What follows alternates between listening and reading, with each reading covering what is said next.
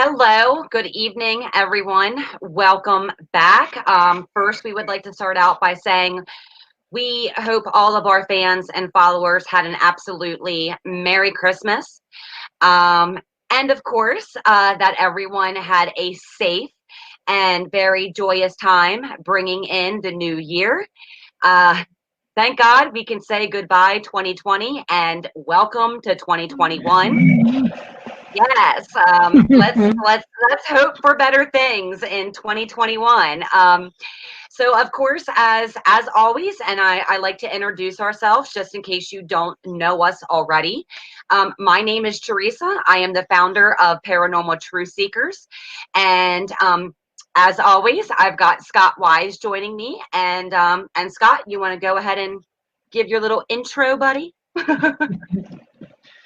Yeah, I'm a founder of GTPI, Ghost and Parallel um, Investig- Investigations, and I started out here in Ohio.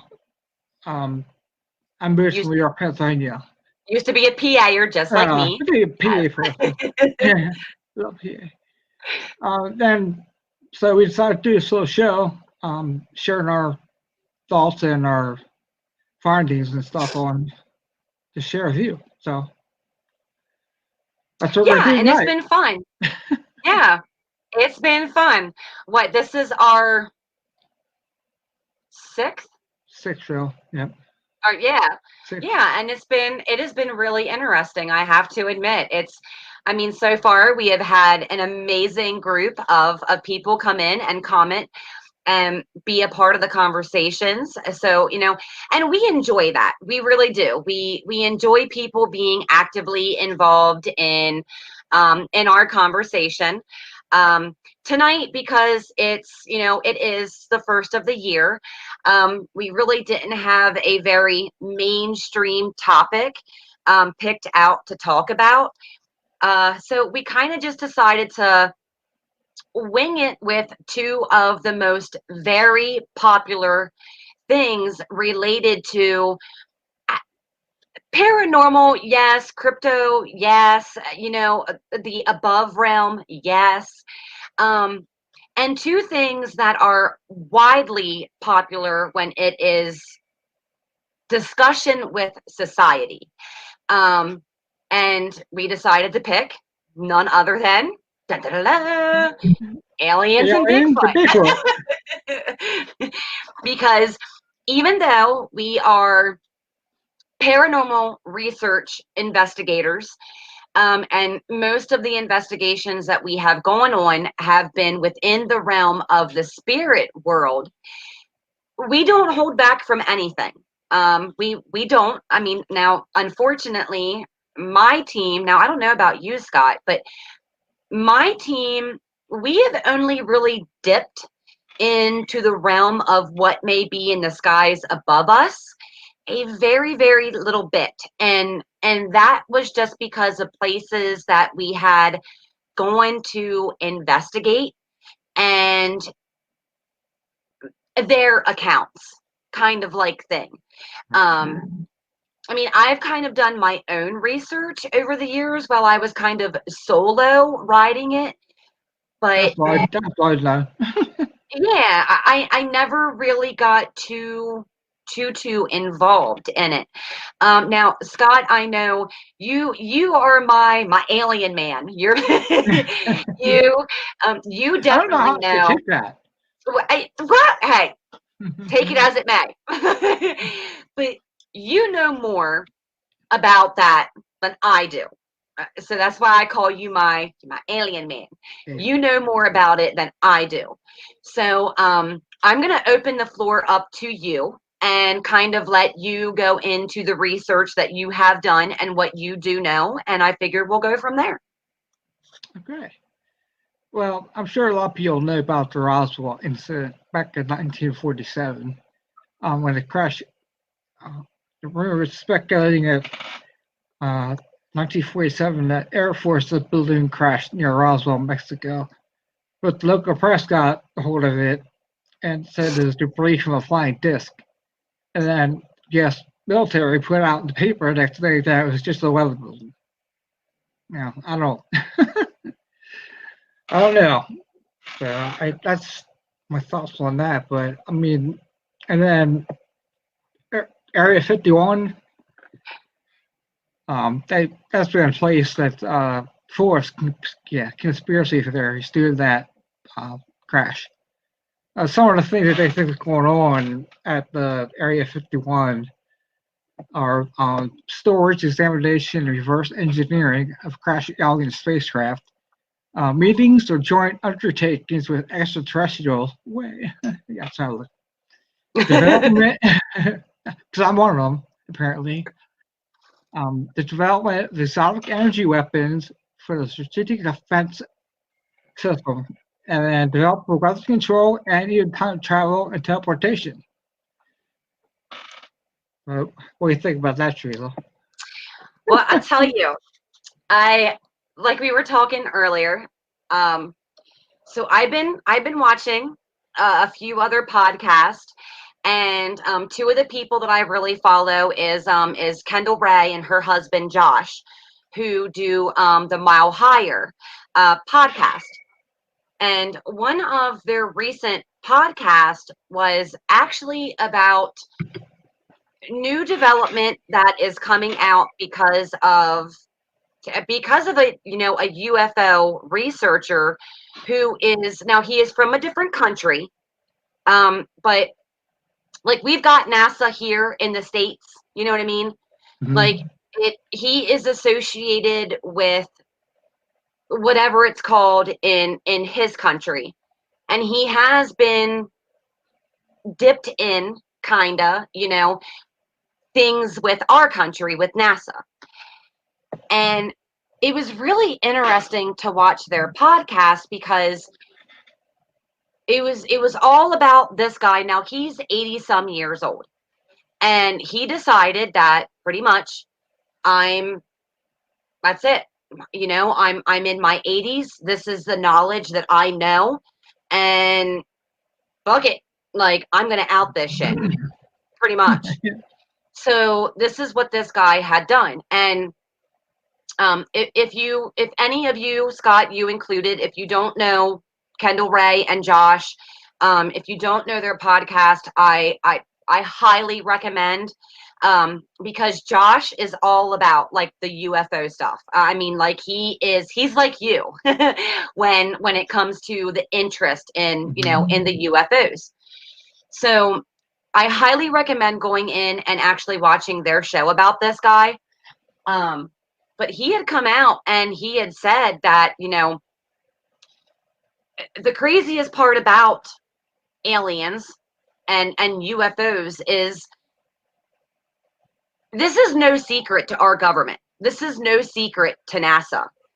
They have been amongst us for years and years. Apparently, since before Roswell, the accident in Roswell, they had been among us. Our government has been allowing them to research us like we have been researching the skies and what may be kind of like thing. And one thing that this guy had mentioned was, even though they are technically already living amongst us, they can change their appearance. So they can look like you and I, or they can hold their own appearance to who they are, But it's also a thing of at some point in time, this is going to happen where everything is going to shift. And we are literally all going to be living together amongst each other. But according to this guy, and from what has been said in the communication between us and them, we as a society are not ready for this yet. So the aliens, other beings, whatever you want to call them, are not allowing our government are not allowing NASA to really reveal all of this because our society is just not ready for it. Now, supposedly, it's going to happen soon. Like, this transition is going to happen very soon from what this doctor, this scientist says. Like, we're right there. It's just a matter of, okay, when is that right there? Like, is our society going to be ready for this in the next 5 years, the next 10 years? Like, how soon is this going to happen? Like, I want to know. I'm ready for it. And I do think, I personally think a good bit of our society is ready for this. It's just a matter of that transition, you know? Mhm. So what's your thoughts on that? Well, just like I was going to say about, they were well aware of it even back then, because they actually did a thing called Project Blue Book. I don't know if you ever heard about that. Project No. Blue Book? Yeah. It was a study that they had U.S. Air Force to determine whether UFOs were a threat to national security, and they collected a lot that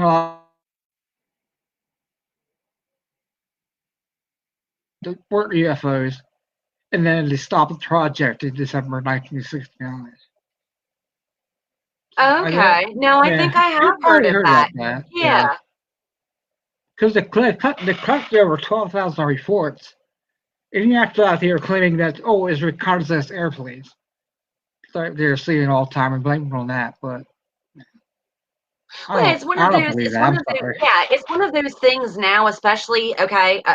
Now, yes, we have literally just passed into 21. But let's just say, even within the last 10 years, the last 15 years, like, all right, y'all, like, not everybody is that dumb. Like, there's no way you can correlate a plane, something that somebody is so used to seeing in the sky, and you can hear it, you know what I mean, to something that is something totally different. Like, it's, they don't even look the damn same. They don't even look the damn same. So yeah, no, they're not airplanes. So I just want to, I want to give a quick shout out here, guys, because we do have some people that are joining us. So Bill Heidland, for those of you who don't know, Bill is part of our team.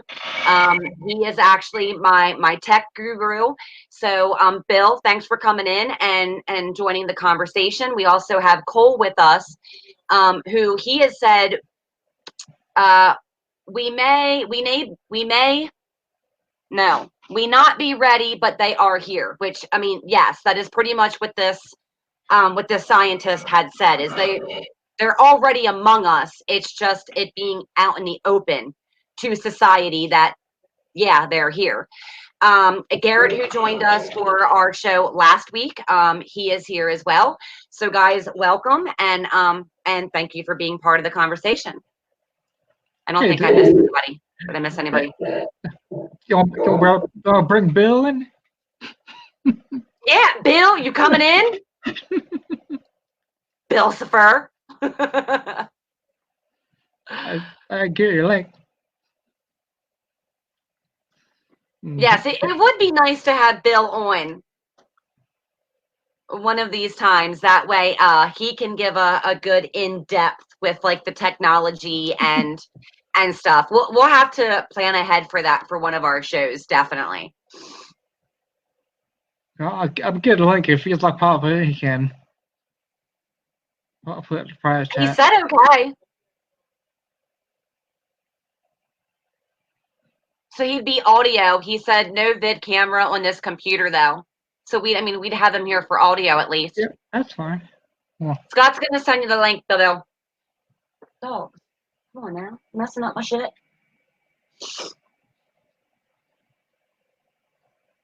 All right, almost there. Let's figure it out here. I'm excited for this. Like, I don't know, maybe I shouldn't be so excited, but I'm excited to see where we come in just the next few years with this. I mean, I think it's something that a lot of people, like I was saying, has already very widely accepted that obviously we are not alone. I think it's going to be more so of the acceptance of us being okay with, you know, like joining the societies kind of thing. But if they're already walking among us, you know, as this guy says, I mean, I think that would allow more people to be very open about this. You know what I mean? Like, you don't know, the person working the damn gas station register, it could be of another world and is one of them. You just never know. Hey, Bill, check your Facebook Messenger for the link.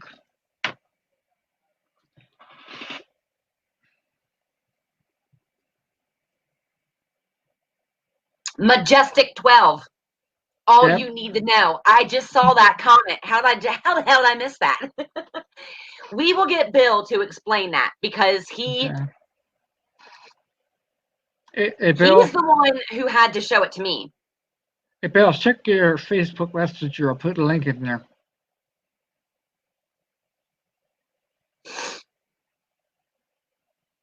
I had never heard of that until Bill introduced me to that.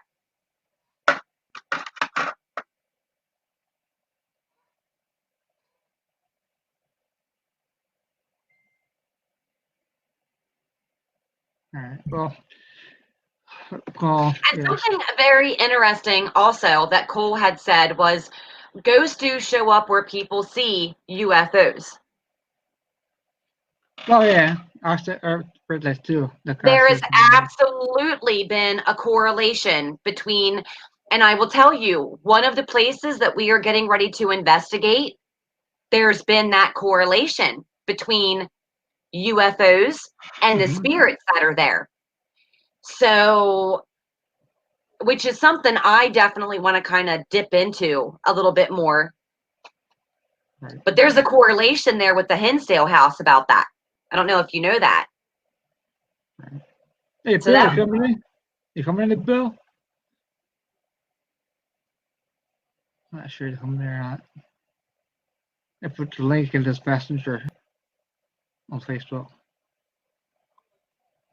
He hasn't commented. Okay, well. Although I heard a ding. Is that your son dinging or is that you? That's not me.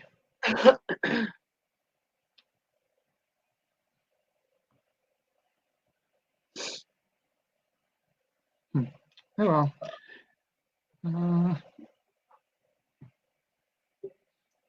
Maybe I'll pop in then.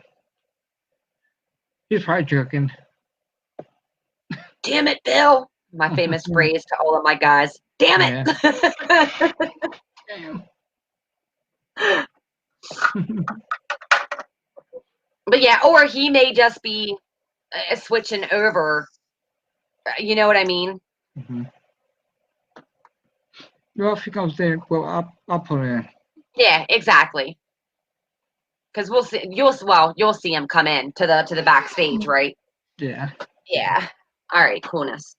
So hopefully Bill can join us, and that way he can explain certain things better because he's better at explaining that than I am. You too. All right. We talked about Barney and Betty Hill. He said for some reason my mic is not seen by StreamYard. Huh? Can you use do you think it's laptop mic or it's a regular mic? Phone. He said he's working on it. Okay. Yeah, I get when you win, there's like tons of different choices to pick. Yeah. I'm constantly doing that. That's why I check before we start because they're a pain in the butt.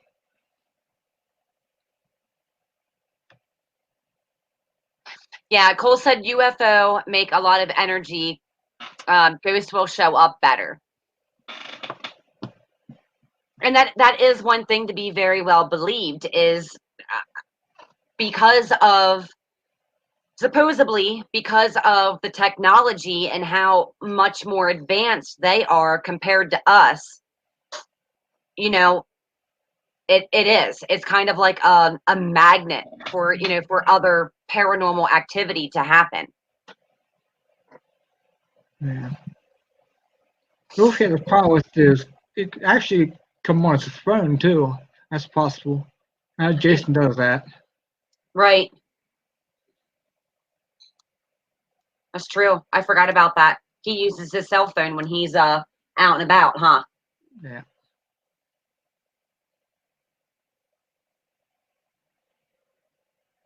So, okay, I guess we can talk about Barney and Betty Hill. Yes. Yes. Barney and Betty Hill were the first American couple who claimed to be abducted by ETs in a rural portion of New Hampshire. And it happened September 19th and 20th of 1961. And it's the first widely publicized abduction in the United States. So, according to reports, they're on the way back from vacation in Niagara Falls, and then they saw a light in the sky, and they follow it. I don't know why they do that. And they realized that it wasn't an airplane because they moved so erratically. So Barney decides he's going to get out. He's got a gun. Look after the hill. And he's looking through his binoculars, and he sees this odd-shaped flashing fire crawler in front of him. He actually can see in the windows. You can see these aliens in the windows, and so he turns around and he gets in the car, and they go down the road, moving slowly, still trying to, figure this thing out.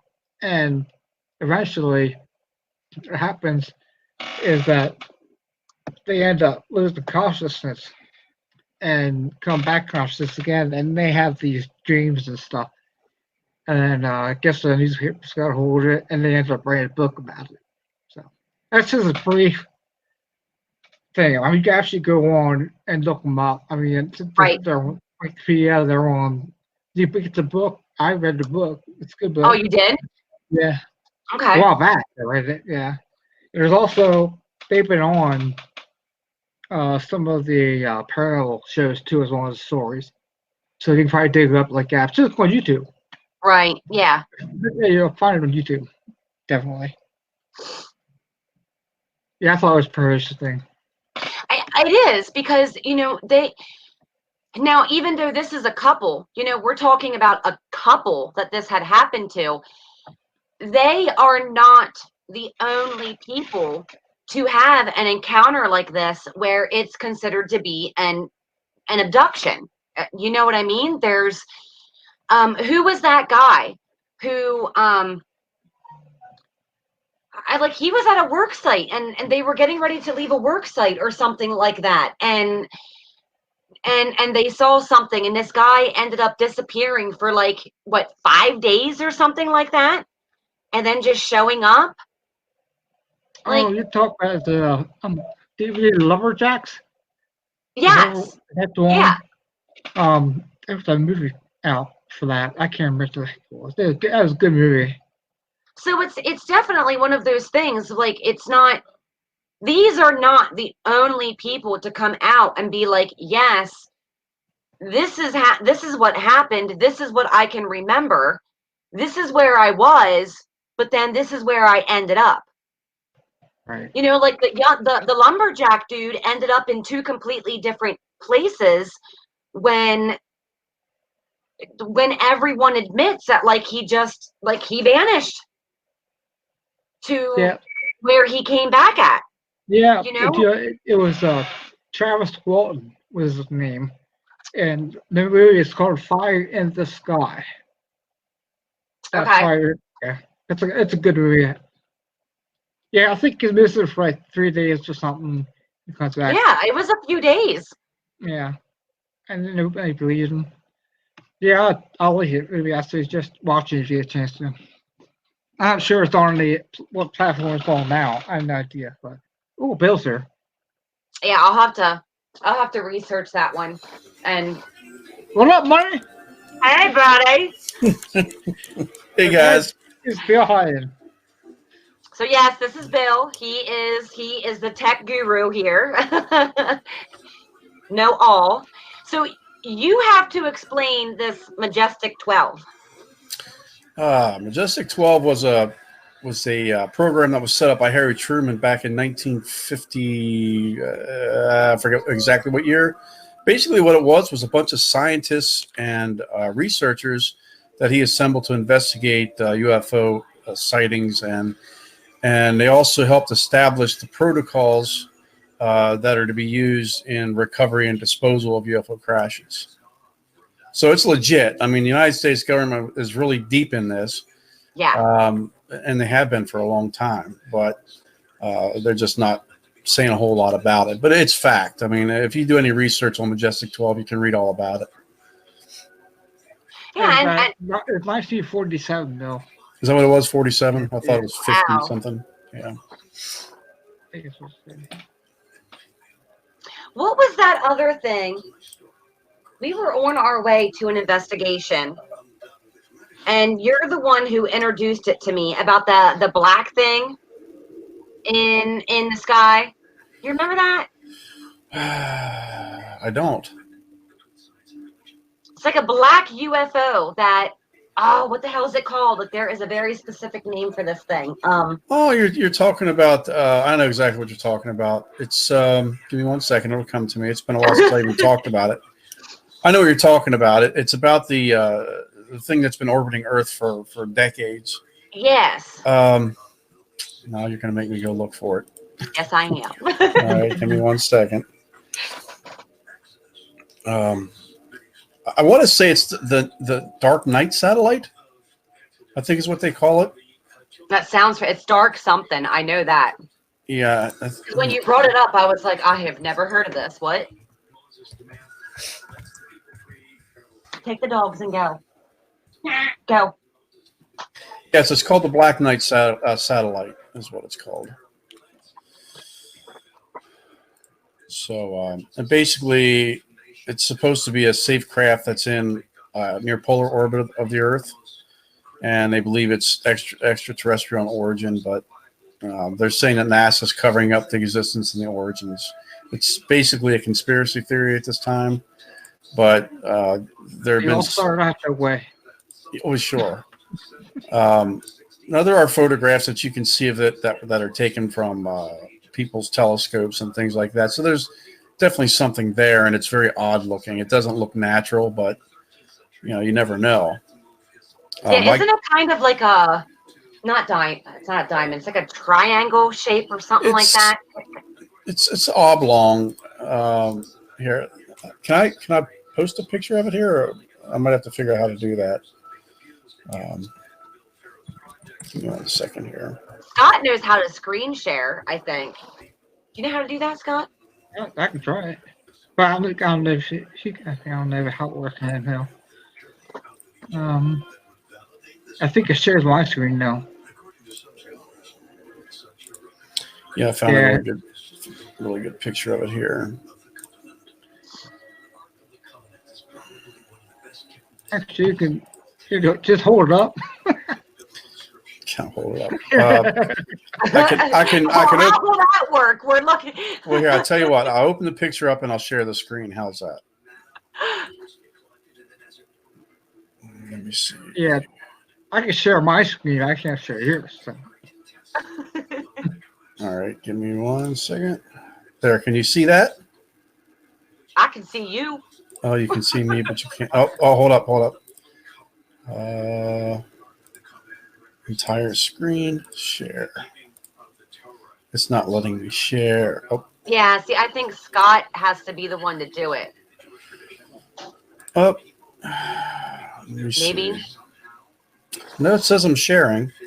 So let me minimize this. There. Can you see that? Oh, you're sharing. Hold on, bring it up here. Add stream.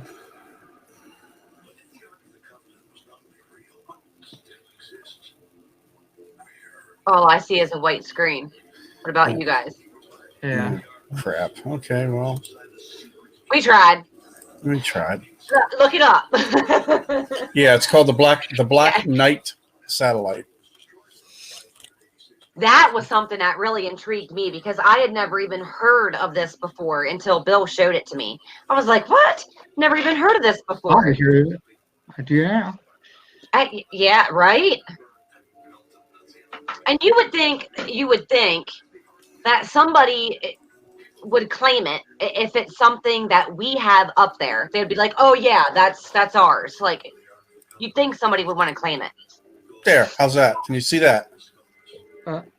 I do. No. I can hold on. God damn it. There you go. Yeah, now we can. Oh, okay. Oh, he look at the witch. It's Batman. That's what it looks like. Oh, great. It kind of looks like that. I don't know why I just thought about this. It kind of looks like that. I guess they call him, like, they don't know what the hell he is, but they have a nickname for him, Rocket Man. Rocket Man. Yeah, like certain people refer to it as like a witch. Certain people refer to it as like a god. Certain people, but that's like the shape of it. And people have actually caught this on camera numerous times. That's on paranormal shows too. Yeah, that's what it looks like. I mean, looking at it like that, that's what it looks like. Yeah, it's an interesting photograph. Yeah. Cole said, I wonder if they're looking at people's DNA. I mean, I would think so. If they really are among us and researching us, I would say, yeah, it's highly probable. Oh my God, if I get one more pop-up, I'm going to scream. Ah!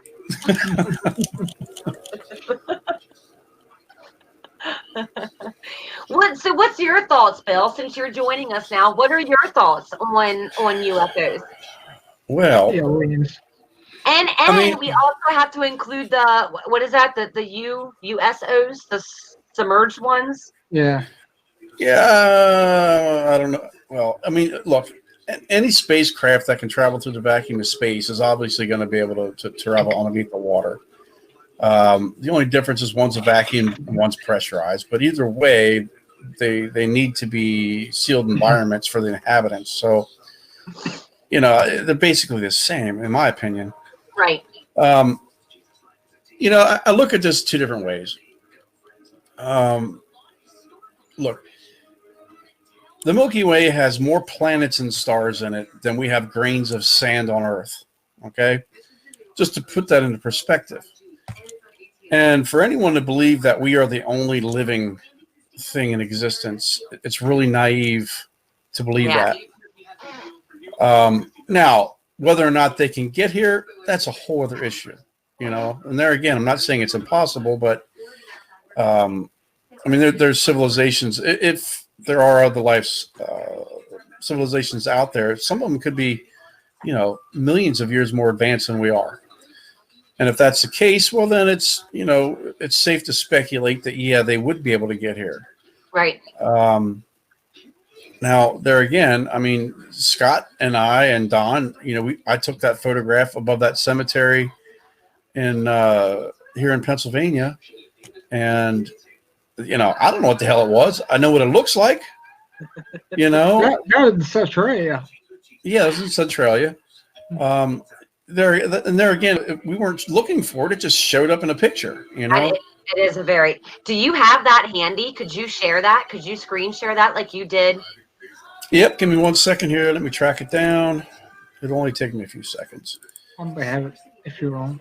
Yeah, Bill showed me that, and I was like, "Damn, yeah, like okay, that's very interesting."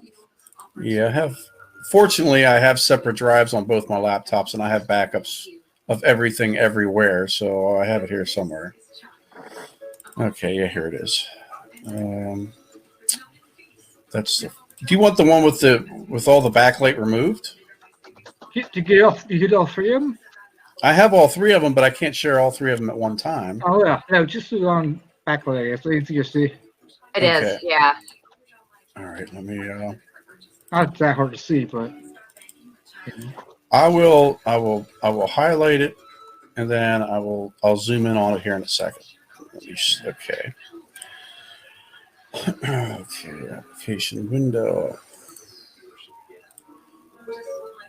Okay, can you see that? Just let me know when you see the picture. It might take a second. there is. Yep. Yep.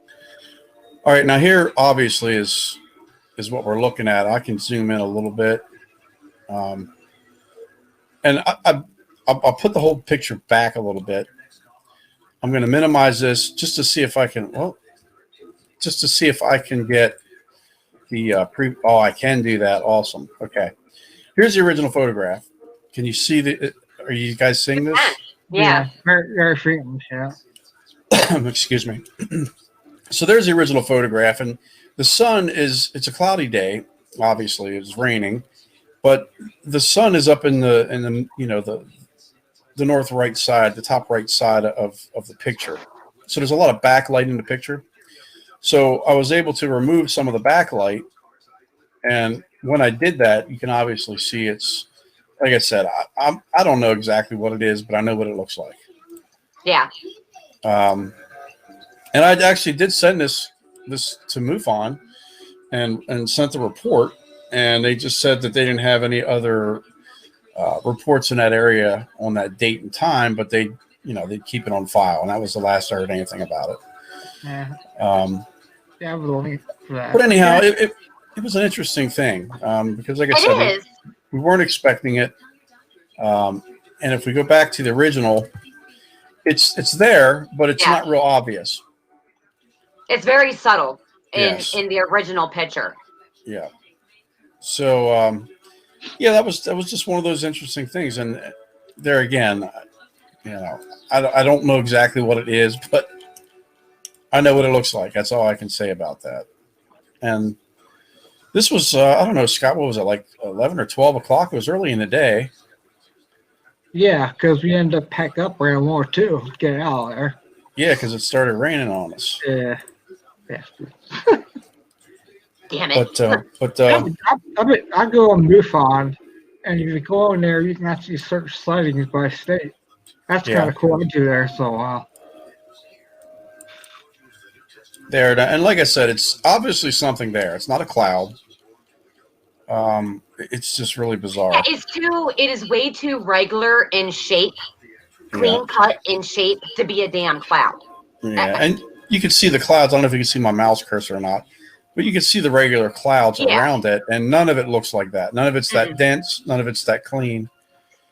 And there's no pixelization either, which is another weird thing, because if you look at the trees, you can see the pixelization around the trees, but you don't see any of that around this object, which is really weird as well. But so that's that picture. Looks like a cutout. That's what it looks like. But there's that's an inside joke. Yeah, I think what's interesting is the ghost moth. One of the biggest claims about UFOs is they're showing up in areas where it's been like, a disaster, or it's over Washington, D.C., or over certain temples and stuff like that. If anyone knows the history of Centralia, that was definitely something that was very devastating. A lot of people had to be removed, rehomed. I think there's only, this was how many years ago, but Bill, like 3 or 4 remaining families there in Centralia? If there's that many now. Yeah. That's why I said, that was years ago, and I think back then there was only 3. It wasn't many. It was the old man. It was the family in the greenhouse, and then there was a younger man in his early 30s at the time. Yeah, I have a documentary about that place. I think you gave it to me. Yeah, it's a good one. Yeah, it's pretty good. It's one of the better ones that I've seen. There aren't a whole lot of documentaries out there about Centralia, but this was a pretty good one. You could tell it wasn't definitely interesting. Yeah, it wasn't a large budget film or anything like that, but it was well done. But sometimes I think it is the smaller budget, films, documentaries that are the best. it's not so overindulged. It's not, you know what I mean? It's more personal, I guess. Mhm. Yeah. I like Centralia. I love it there. Yeah. I mean, I don't know. I don't know if it's Long open time. to the public again or It's not. not. No, it's not. It's not. They'll run you the hell out of there. Yeah. Let's go get Yeah. ran the hell out. Yeah. Oh, All the cemeteries are off limits now, and they pretty much blocked all the roads off and everything, so you can't even get through town anymore. Now, is it true? I don't know. I've heard it, but once they opened that time capsule, they were supposed to actually start rebuilding that town. Is that what they're doing, or is that just total bullshit? I don't know anything about that at all. Right. There's time capsule, but I don't remember anything about rebuilding. Yeah, Well, you know, I think once they got run out. Yeah. Graffiti Highway has been covered. Yeah. That they're never going to be able to rebuild there. I mean, the fire's still burning. It's still burning. That's what I thought too. I'm like, how can they? I mean, don't get me wrong. I think it'd be amazing if they could do it, but how can you rebuild a town where there's still fire burning underground? That's not logical. It doesn't make sense. No, they're never going to be able to get funding to rebuild that city. Nobody's going to want to accept all the legal ramifications of something like that. So yeah, there's a lot of risk to that. They still have these pipes with the gas coming out. Yeah.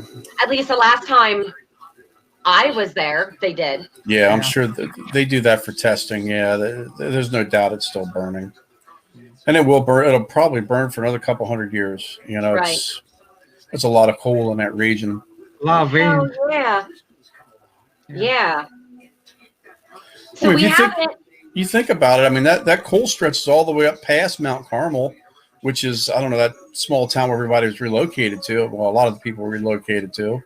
Yeah. And that's what 7 or 8 miles away. I mean, 8 miles a vein of coal is a lot of coal, man. That'll burn for a long, long, long time. Yeah.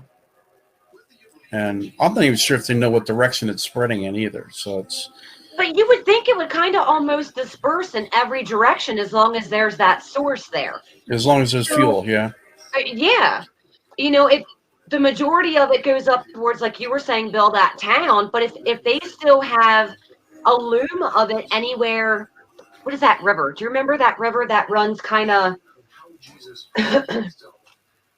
like when you're in Centralia and you go down to that stoplight, if you make that right, yeah, it takes you down into kind of like the forest and stuff. If it's still running down in through there, it still has a source where it can go whatever damn direction that would be.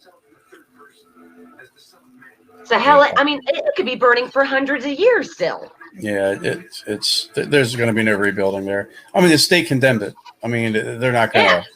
Oh, they're mean. So yeah. That's why I was surprised to hear that they were trying to rebuild Centralia. I'm like, how the hell can they rebuild? It's not even done burning yet. No. No. Even if they were to do that, it would take decades. Cole asked if that town is in West Virginia. It is not in West Virginia. It is actually in Pennsylvania. Mm-hmm. And what? That's like 2 hours. That was 2 hours north of us in like York County. Yeah. Right? About 2 hours. Yeah. Yeah. Centralia used to be a neat little town, but that documentary shows a lot of the archival footage of the town and how vibrant it used to be. And you look at it then, and you look at what's there now, and you're like, "What the hell happened?" You know, I think that's the one that I seen. I think so. It's legit a ghost town. I mean, there's just nothing there. Yeah. You go down the main drag, you come across an intersection with another main road. You go forward there. I think the post office there is still open because of the few residents they do have. Right. But the fire station's closed down. The libraries, everything's just closed. There's nothing there. Yep. And like you said, I did see where they did cover that road up again, trying to keep people away from it. You know, it's one of the things that people go there for. And apparently they added a big, huge, like, mound. Mm-hmm. So that, like, cause what was very popular for those who don't know anything about Centralia and Graffiti Highway is you could get there by foot, but a lot of people also took in, like, dirt bikes or four-wheelers, and they would go down the stretch of what is called Graffiti Highway. Well, I think the last time we were there, we went down as far as where it starts to like bend. And then we came back because girlfriend here was big, huge, and pregnant, and I was freaking tired. I was ready to start hiking back up the hill. But they apparently built up this huge mound that touches like the side of that cemetery, that big cemetery, Mm-hmm. to like the main road, so even ATVs can't access it anymore. Yeah. Basically, what that road originally was the main drag that went into Centralia. Right. And once the fire started and it started burning into the highway, it kept destroying the highway. So after they rebuilt it several times and it happened again, they finally said, you know what, we're going to bypass this stretch of road. And they built a new bypass that went around, and they closed that down. And of course, like you said, when they closed that down, that's when people started going and taking their spray paint cans and doing all their, I'm not even going to say the stuff that was on there, but a lot of foul stuff, and Google it, okay? Yeah. You can see it. And but, I mean, it was an interesting place to see. I'm glad we got to see it when we did get to see it, because absolutely it wasn't too much longer after that when they put their locks on the town. Yes. I mean, it even some of the churches that we visited there have closed down. Mm-hmm. Some of the interesting places are just all gone now. It's nothing left. A few cemeteries and a bunch of smoke. That's about it. Yep. Mm-hmm. Yep. Couple windmills. Whole lot of windmills up on that one hill. Holy shit. Yeah. Oh, I think it was. They kill birds. Yeah, they kill birds. Yeah. Well, they should watch where they're going. I don't know. But it was the last time we were there, we actually got talking to the old man that lived in the house that was down like that one alley, catty corner to that one, the cemetery that you called that picture. Mm-hmm. There's like a little, if you wouldn't know it's there, if you wouldn't know it's an actual road, you would totally miss it. Like when we took my vehicle down that road, the side of my vehicle was being scraped by like branches and trees and and stuff like that. And he actually came out and he talked to us. And I'll tell you, you want to talk about a very humble, just down to earth, like I guarantee you, he's probably not alive anymore. He was old, but just the sweetest old man. And when I asked him, like, why did you stay? What prompted you to stay?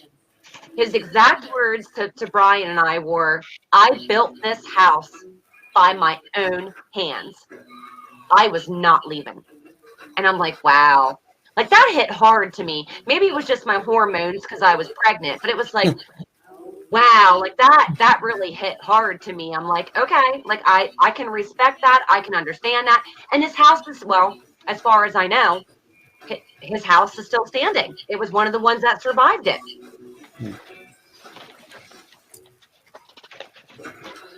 I got little peeking kids. You see them coming through the curtain.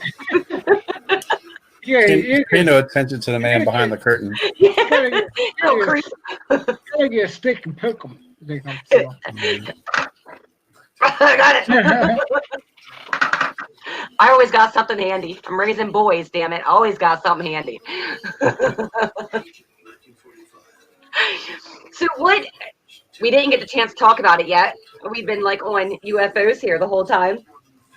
So what's your guys' thought on the big man? Good old Bigfoot or Sasquatch or the Yeti, whatever you want to call him, compared to whatever region you're from.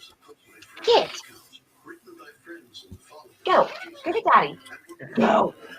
Well, what was that? Me yelling at my dog. No, I heard a grunt. No, I said go. Oh, okay. Me.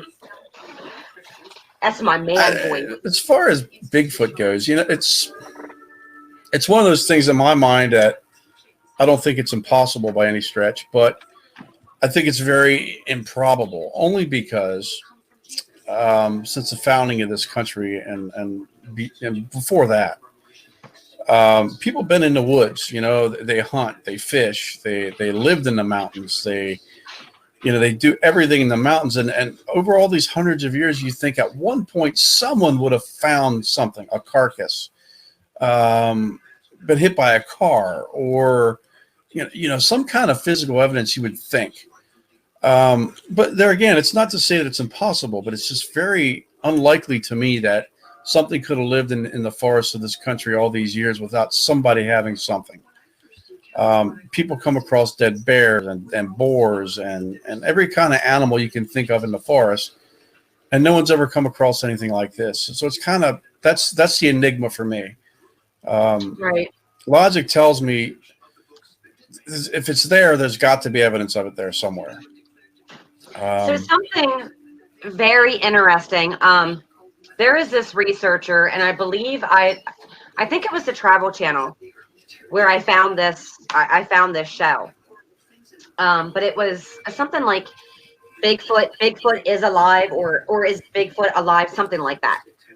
And he's an American researcher, but he's going now like all over to like research Bigfoot and Yeti and whatever else it's called, wherever. And one of the things that this guy, well, not just this guy, but okay, let me go into the realm of why we have never found, why no one has ever found a carcass. So in recent years of research, it is said to be that, so apparently they are just as smart, if not smarter than us. Like, that's why they have been able to hide from us for so long. That's why they've been able to avoid us for so long. And in more recent years, they think that what is happening is, one, they're not above ground. They're underground. That's why we can't find like their habitat or anything, because they're actually underground. And they bury the carcasses just like we do. So this is why we have not been able to ever find any carcass. Now, for me, one thing that kind of piques my interest about that is because of how, ground settles, ground moves. It, shit, it happens with your own house as ground settles, shit shifts. You know what I mean? So You forget about bones or something. yeah, you would think. How far are they digging to like bury the carcasses of the others? But you would almost think that somewhere we would have come across, I don't know, something, a damn leg bone, a skull. And apparently we have found skulls, but they haven't actually been labeled like a Bigfoot because we have nothing else to compare it to. I don't know. I don't know about that. So well, how do you guys feel about that? Do you think that this could be, do you think that they could be, if not as intelligent as us, or maybe even a tad more to be able to avoid us all this time? This falls in the same realm as paranormal research. It's all speculation. No one knows for sure that they bury their dead. No one knows for sure they live underground. Right. It's all just a hypothesis. It's no one there again. It's the same thing as we don't know anything. That's the problem. I'd often go off of that. Right. Now, right. I've seen some pretty captivating videos. I've seen some things, where you go, holy crap, and you could tell, going all the way back to the Patterson film, there's something about it, it's not a person and it's not a costume. It's something that no one can really explain, but at the same time, it makes no sense. It's like an enigma, like I was saying earlier. But I still believe that we would have came across something by now. You would think so. Because I know damn well the way these hunters are, they'd see something like that in the forest, they'd panic and shoot it. It's first. Yes, because I assure you one thing: if I came across one in the woods and I was armed, and it even looked at me sideways, it would scare the hell out of me enough to shoot it. You know what I mean? Right.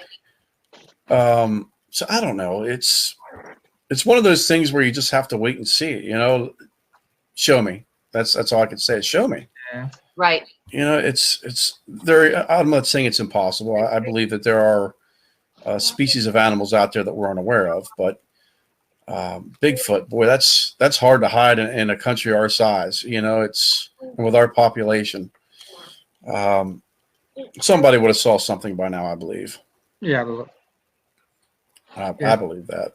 I agree.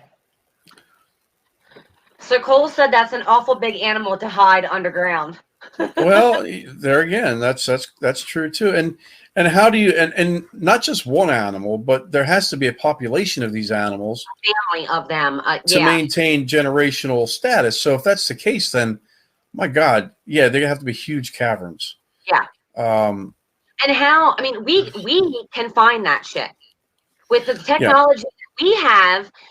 We can find like burrows underground. We can find void spaces under the earth ground. So, I mean, yeah, geologists know where they're at. I mean, snatch up some of that technology and try to use that in your hunts for Bigfoot. Because I would think that would be one of your biggest assets in something like that. Yeah. If they're underground, that's a big if they're actually underground. It's an interesting topic. I mean, you know, you see TV programs about it all the time, and one of my new favorite shows, Josh Gates has a new show on it. Speaking of Bigfoot, and it's called I think it's called Exploration X or something like that. I don't know, Expedition X. Expedition. Anyway, Expedition X. Anyway, they did an episode on Bigfoot, and it was interesting. I mean, it raises some questions. You know, there was. And I just watched this video the other day. It popped up on like my phone as a suggested video. Have you guys ever heard? And apparently it's well known in like the Bigfoot community. I think it was the Virginias, one of the Virginias where this had happened, where it was a bunch of hunters, 3 or 4 hunters that were out. And they started to hear like the hooting, the hollering, like they actually have audio. So the one guy was like, I want to go back. I want to record this. Like what we heard was not any animal that we have ever encountered before. Like that was something big. And something they had all accounted to was, it was like they were being run up on. Like they could actually hear the very large kind of footsteps like running up on their camp and then just like stalking them kind of thing. And they could hear like the hoots. I have to find this video and like send it to you guys, because I'm doing the dishes and I'm watching this video and I about pissed my pants once they actually played like the audio that was caught, because it wasn't just the hoots that these guys caught, but it was an actual language. Like it was like our language, but like a twist to it. I found that pretty compelling, because this is back in, I think it was like the 70s when they got this. And apparently it's a camp where they tried to keep a lot of people away from it. They didn't want it being known. They didn't want it. But now, unfortunately, because you know how it goes. Any camp, especially where it's good hunting ground, word of mouth gets around. I'm going to have to find that video and send it to you guys, because I was like, damn, okay, that's pretty interesting. I've heard about like the knocks they do, the hoots they do, but to actually hear a language being like back and forth between two of these, whatever in the hell you want to call them, creatures, because some people believe they're just like you and I. It's a different form of a more primitive human race. That's why so many people are kind of like, you shoot and kill one of these things, that's murder. Which I don't know. Some big ass, furry ass thing like that comes at me, kind of like Bill was saying. It's going down if I can put it down, because it can surely do a hell of a lot more damage to me than I'd be afraid dead. something awesome. I don't know. I have that cane. Why would you do that cane? You throw your cane at it. So now we know why all these people. If you find a video, we'll post it on Facebook. All right. Now you wonder why all these people are disappearing out of these state forests, huh? That could be. That could be. Damn Sasquatch. He's hungry. Well, they're kidnapping them and making them slaves. Well, but something else has always got me about, okay, if we're going to talk about Bigfoot, is how can something that big, now, yes, they have found deer carcasses, they have found whatever else, but one of the things that some of the scientists and some of the researchers are trying to say is that they can just live off of like the berries and stuff. Uh-oh. I don't know. I'm like 5'7", 120-ish pounds. There's no way my ass is living off of just berries, let alone this 8 to 9 to 10 foot tall, 3, 4, 600-pound. I don't find that possible. Not a primate. No. Now, I mean, is it killing deer? Is it killing other, fox, coyotes? Is it okay? Maybe, but then don't you think we would find a hell of a lot more carcasses in some of these very dense forest areas where they're researching? I don't know. It's hard to say. I mean, first you have to ask yourself if they are living off of other animals as well as berries, and you got to understand that the fruits and berries and nuts are seasonal. I mean, this isn't something they can live on year round. So there has to be other food sources, and if they are gathering meat from other animals, an 800-pound or a 600-pound primate sure as hell is not going to be able to run down a white-tailed deer. So are they smart enough that they're able to use tools and weapons to do this? Do they have means to catch fish? Maybe they learn how to make fish traps. I mean, there's a lot of different possibilities, but they certainly have to eat more than berries. To sustain the warmth, even to make it through a winter, they have to eat huge amounts of meat. I couldn't live in there. Yeah, because no, you're not going to find me just living off of berries. No, you couldn't survive on it. There's no way. Not through a harsh North American winter. It's not going to happen. What do you think? Do you think they hibernate? I was just going to say that. Do you think it's and Cole had said maybe they bury the dead animals too. That's something that I've heard. If they bury their own, if this is a species who has the same kind of, I don't know, belief of burying something, appreciating what you kill kind of thing, and then showing the thanks, well, it's possible. Anything's possible. It's just one of those topics, unfortunately, where it's anything really kind of is possible. He also asked when the first Bigfoot sighting was. Oh, Native Americans have reported seeing them hundreds of years ago. There's no way to track down where the original, very first one happened. But I know there's lore in Native American history that talks about Sasquatch, which is a Native American term for Bigfoot. Yep. So it's been around for hundreds and hundreds of years, long before the Patterson film or any photographs or anything like that. Yeah, Patterson. Yeah. I mean, as far as getting back to what Scott was talking about, as far as hibernation, when it comes to subjects like this, all you have to go by is what you know. you know. Right. And what I know is I'm pretty sure that there are no other primates that hibernate. Right.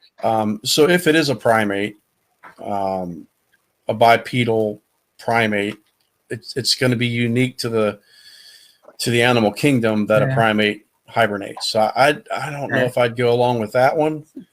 And since they are hairy, reportedly hairy, that tells me that they're suited for a cold climate. Right. So it all comes down to food, staying warm by using food, because I don't think that they're going to be building campfires. I mean, there again, I don't know. But I don't know if anybody ever reporting coming across a campfire with a bunch of Sasquatches sitting in a circle. You know what I mean? Right. Some shit. yeah, that's probably what they say when they come across us when we're sitting in the woods around a fire. What are these assholes up to? Right. But yeah, I mean, it's fun to think about because the possibilities are really endless. But like I said, you can only go by what we know. Yeah, and we also have to keep in mind, I mean, we have not discovered near everything. We have not.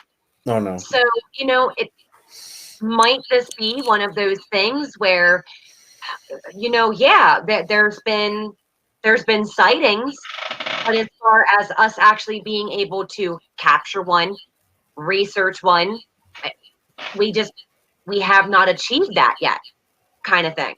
Yeah. Maybe they are smarter than us and they really can hide from us like that. It's just, you don't know. It's quite possible. Yeah, there was. Give me 1 second. There was a documentary done here.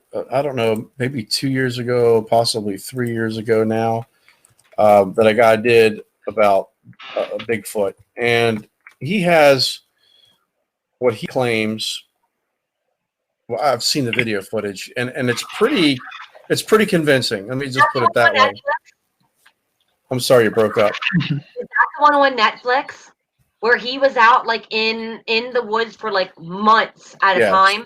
Yes. Yeah. That was a very interesting show. Yes. I'm trying to think of the guy's name. I wish I could come across his name here real quick. But I'm thinking he did it for National Geographic, but I'm not sure. I can find this for you, Bill. Okay.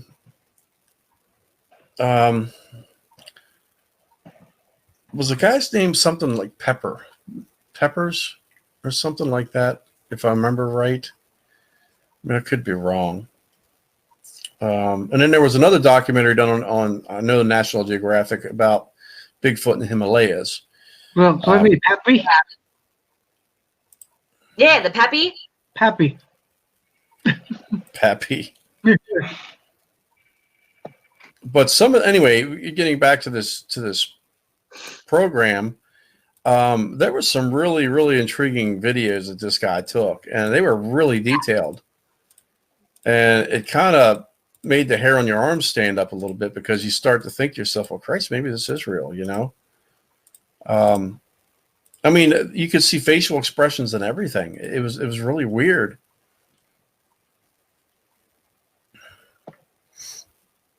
And he said he had some groundbreaking news he was going to be releasing, in the near future, but it never happened. So I'm not sure.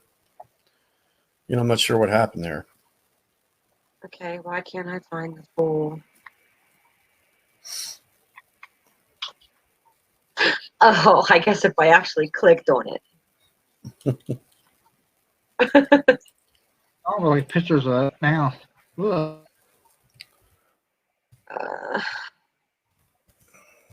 Yeah, if you haven't watched it, you really do have to. I made Brian watch this. Like, y'all know Brian is like, he's my skeptic. You know what I mean? Like, I made Brian watch this, and I'm like, tell me this is not some pretty compelling shit. Like, this is interesting. Is it called Discovery Bigfoot? No. No. I'm sitting here trying to sort through them around, and I can't find what I'm looking for. It's driving me bonkers. So it says Alberta Manfile. No, his name wasn't. No. No, yeah, I guess it was Alberta. Alberta man. Okay, that's where he's from, though, because he is the one who filed the suit in having proof that that Sasquatch does exist. I've got this big, huge damn article. I just wanted to find like the video from Netflix, and no, I got this big article instead. Isn't that the way it goes? Damn it! It was on Prime Video. Was it? Yes. I just tracked down a lead here. It's called Discovering Bigfoot, and it was done by the director was Todd Starling, and the guys that actually did all the legwork and footwork. Their name was John Bindermull and Jeffrey Muldrum. And it's pretty interesting. I mean, I can send if you have Prime Video, you can actually watch it. It's called Discovering Bigfoot. It's a good watch. It's definitely a good watch. And that was done back in 2017.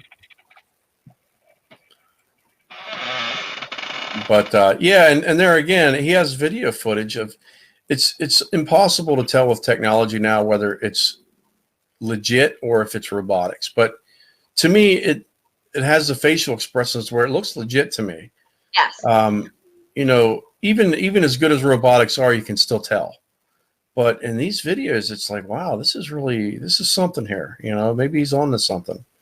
You know, maybe there is a species of ape living in the woods. You know, I'm not sure where this took place. I think it might have been.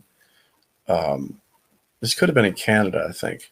Yes, I'm pretty sure it was. But either way, any species. It was either Canada or California. Any species of animal that large that remained hidden for all these centuries would be incredible. It would be more shocking than actually seeing Bigfoot. Yeah. You know, In Canada. yeah, that's kind of like, get back to the UFO things. It's kind of like that. It's like, you know, what's more scary, the fact that there is something else out there, or the fact that we are truly alone, you know? I don't know which one would be scarier. Because if you think I think I would be more scared of the fact that we're alone. Yeah, because it defies everything, all logic. Yeah. So, you know, I don't know. It's just interesting. But yeah, if you get a chance to watch that, it's worth watching. Have you seen that? I don't think so. Yeah, you gotta watch that. I put Amazon Prime and Netflix. I'll check. Yeah, watch it on Prime. It's pretty good. Yeah, and I think that like the interesting thing about the video that I watched the other day was they had sent this recording out to be analyzed, and over and over and over again. And one thing that keeps coming up is the technology was not available for these guys. So while they were hearing like the hoots and like the language, they were also talking. And everybody who has analyzed this tape is like, that technology was not available then. Like they could not have faked this. So what the hell is it? Like there's definitely something that is talking. You know,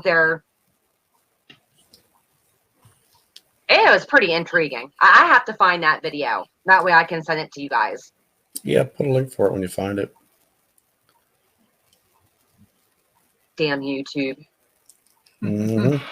Well, I have that autoplay on. So when I'm cleaning the house and stuff like that, I'll just, you know, bring up my YouTube, and then it goes through videos. I don't think it was Mr. Ballin. Who the hell might that have been? There were some interesting shows on TV about Bigfoot. You know, like these. It's kind of like Ghost Adventures. You know, it's really entertaining to watch. You know, it's all bullshit, but it's fun to watch nonetheless.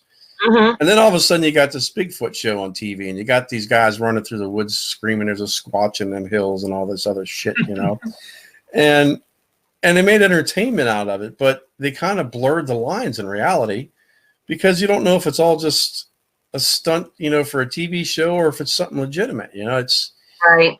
They just muddy the waters is all they're doing. Absolutely. But no, there again, but it was an entertaining show to watch. I watched it. I liked it. It was funny. And we kind of just touched base on that. Well, we had a two-parter about like the shows on TV and, kind of thing. And just like with the paranormal research teams, it's kind of like the Bigfoot shows too. I mean, there's some things where it seems very credible, and then you got the other things where it's just like, well, yeah, this is nothing but a show. It's nothing but entertainment. That's what it is. It's entertainment on TV kind of thing. That's what it is. I mean, every show that's on television is there for one reason, and that's to make money. Yep. It doesn't, it doesn't matter how they stress the truth or even lie. It's all about the mighty dollar. And I've often said it. You've done enough investigations, the pair of you know that if there's a TV show that actually covered a legit paranormal investigation, it wouldn't be on the air for 2 weeks because it'd be so goddamn boring. Nobody would watch it. And we talked about that. Yeah, we did. We talked about that. They don't see behind the scenes, but we go through all the time. Yeah. It's crazy. I mean, yeah, they don't show the legwork that it takes because those people, they have crews to do all that shit, to go through everything. And there again, 90% of what they're showing is at best questionable. But they still got people going through this shit, and we know how long it takes. It's ridiculous. This thing coming up here in New York in a couple months is just, I have a 3 terabyte hard drive that I'm setting aside for this because I know it's going to be at least that much to go through, and it's going to take. It's legitimately, it's going to take weeks and months to go through this shit because I be there for a whole weekend. Yeah, I mean, I do it twice because a lot of times I miss things, and I catch it the second time around, but it's about the money. It's a TV show. It's a business. Absolutely. And if you're good, like Zach Bagans, you can figure out how to keep that cash cow going. And the way they do it is they keep it entertaining. They stretch the truth. There's comedy there. There's drama there. But anyone that knows anything about paranormal research sees it for what it is. The rest of the population sees it as an entertaining TV show. They don't know any different, Yeah. And it does kind of suck because I think my biggest problem with the bullshit revolved around some of these shows is it ruins our credibility. In a way. Now, there's still a lot of people who they understand, okay, yeah, this is just a TV show. It's all about the ratings. It's all about whatever. You have those people that understand that. But we do still deal with a large group of the people in our society who they can't understand or see the difference in that. So it just turns into oh, well, you're a paranormal researcher. Oh, okay. That sucks for us in a way that they make them entertainment like that. Because it kind of ruins a good bit of our credibility. And we work really hard to maintain our credibility. And all these shows, when they do the reveal, we never see them say, I ain't got nothing. They always got something. Nothing happened. Well, I mean, when Scott and I went to that paranormal conference up in New York, was that Lake Charles? Is that where that was, New York? Yeah. I think that's where it was. 2014. I love you. One of Zach Bagan's audio guys happened to be there that weekend, and we were talking to him for a little bit. And he was telling us about how whenever they hear something or something turns up on audio, and he would tell Zach, Zach, this is just so-and-so. It's not an EVP or whatever. And Zach would just basically tell him to shut up and put it on, and they'd put it on the air as something it really wasn't. And I was really shocked that he openly came out and said that, but at the same time, he wasn't on the show anymore either. So right. He pretty much, he didn't have a dog in the fight anymore. So he could pretty much say, if he says that's what was happening, I believe him because there's a lot of tricks that these guys use to make things happen, you know? Oh yeah. One of the things that we had discussed the other week was so they were at this kind of like cabin area, like retreat thing kind of thing. And I took notice to the fact that they supposedly got this EVP in the one cabin.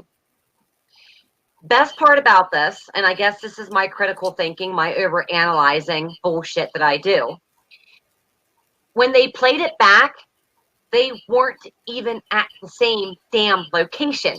If you were paying attention to where they were at and in this cabin and what it looked like, they weren't even in the cabin anymore. Oh, they were like in a house. I'm like, okay, I cannot be the only person who took notice to that. Like it, and they played it back like, well, you know how they do it. They play it back like 5-6 times with "this is what we hear," like kind of thing. Yeah, and we're all sitting back on, you heard what? Right? I didn't hear that. Like what? Yeah, it's crazy. It is. It's crazy. But getting back to the entertainment. Yeah, I mean, getting back to the original point, it's when you're talking about Bigfoot and shows, and you have to be very cautious about it because, like I said, it's all about money. Now, if you're reading about it in scientific journals, that's a whole other issue. Right. But if you're watching a documentary on television, you got to take it for what it's worth. And I think this guy who did that documentary on Amazon, he's a scientist, isn't he? Isn't he some kind of like? I don't recall what his occupation was, to be honest. That was a few years back. I just don't remember. I'd have to read into the guy again. Okay. I think he has some kind of background as being like a scientist or something like that. There's a lot of, I mean, if you stop and think about it, and this topic's about Bigfoot and Sasquatch, but there are a lot of cryptids out there that people are hunting for. I mean, yeah. Dozens and dozens.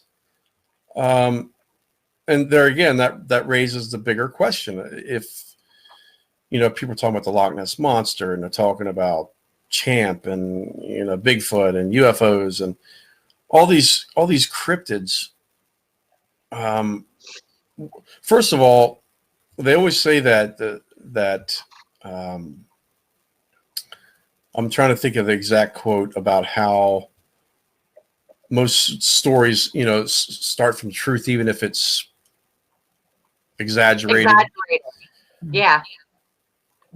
So my question is, what are people really seeing that, like, for instance, the Loch Ness Monster, the first time someone saw something in that lake, what made them think that it was some, I don't know, prehistoric dinosaur? I mean, was it that dramatic that that's the only conclusion they could come to? And if it was, that's amazing.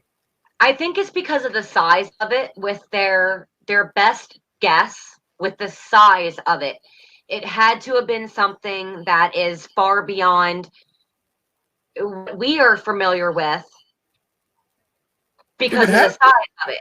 It would have to be to come to that kind of conclusion. That's my point. Yeah. Because you're not going to mistake something like that. That is not something you're going to mistake by any stretch.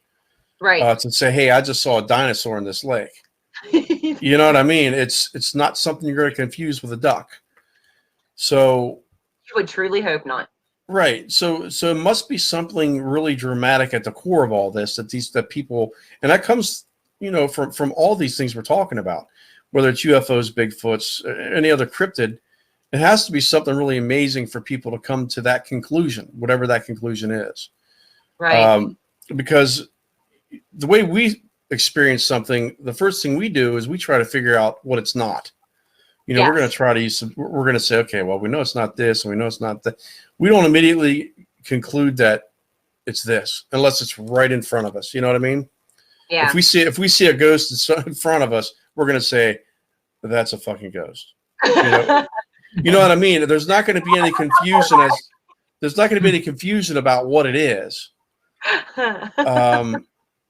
So yeah, I mean, it's interesting that these reports and these things that people are seeing are so dramatic and traumatic for them that Right. there is no other conclusion in their mind.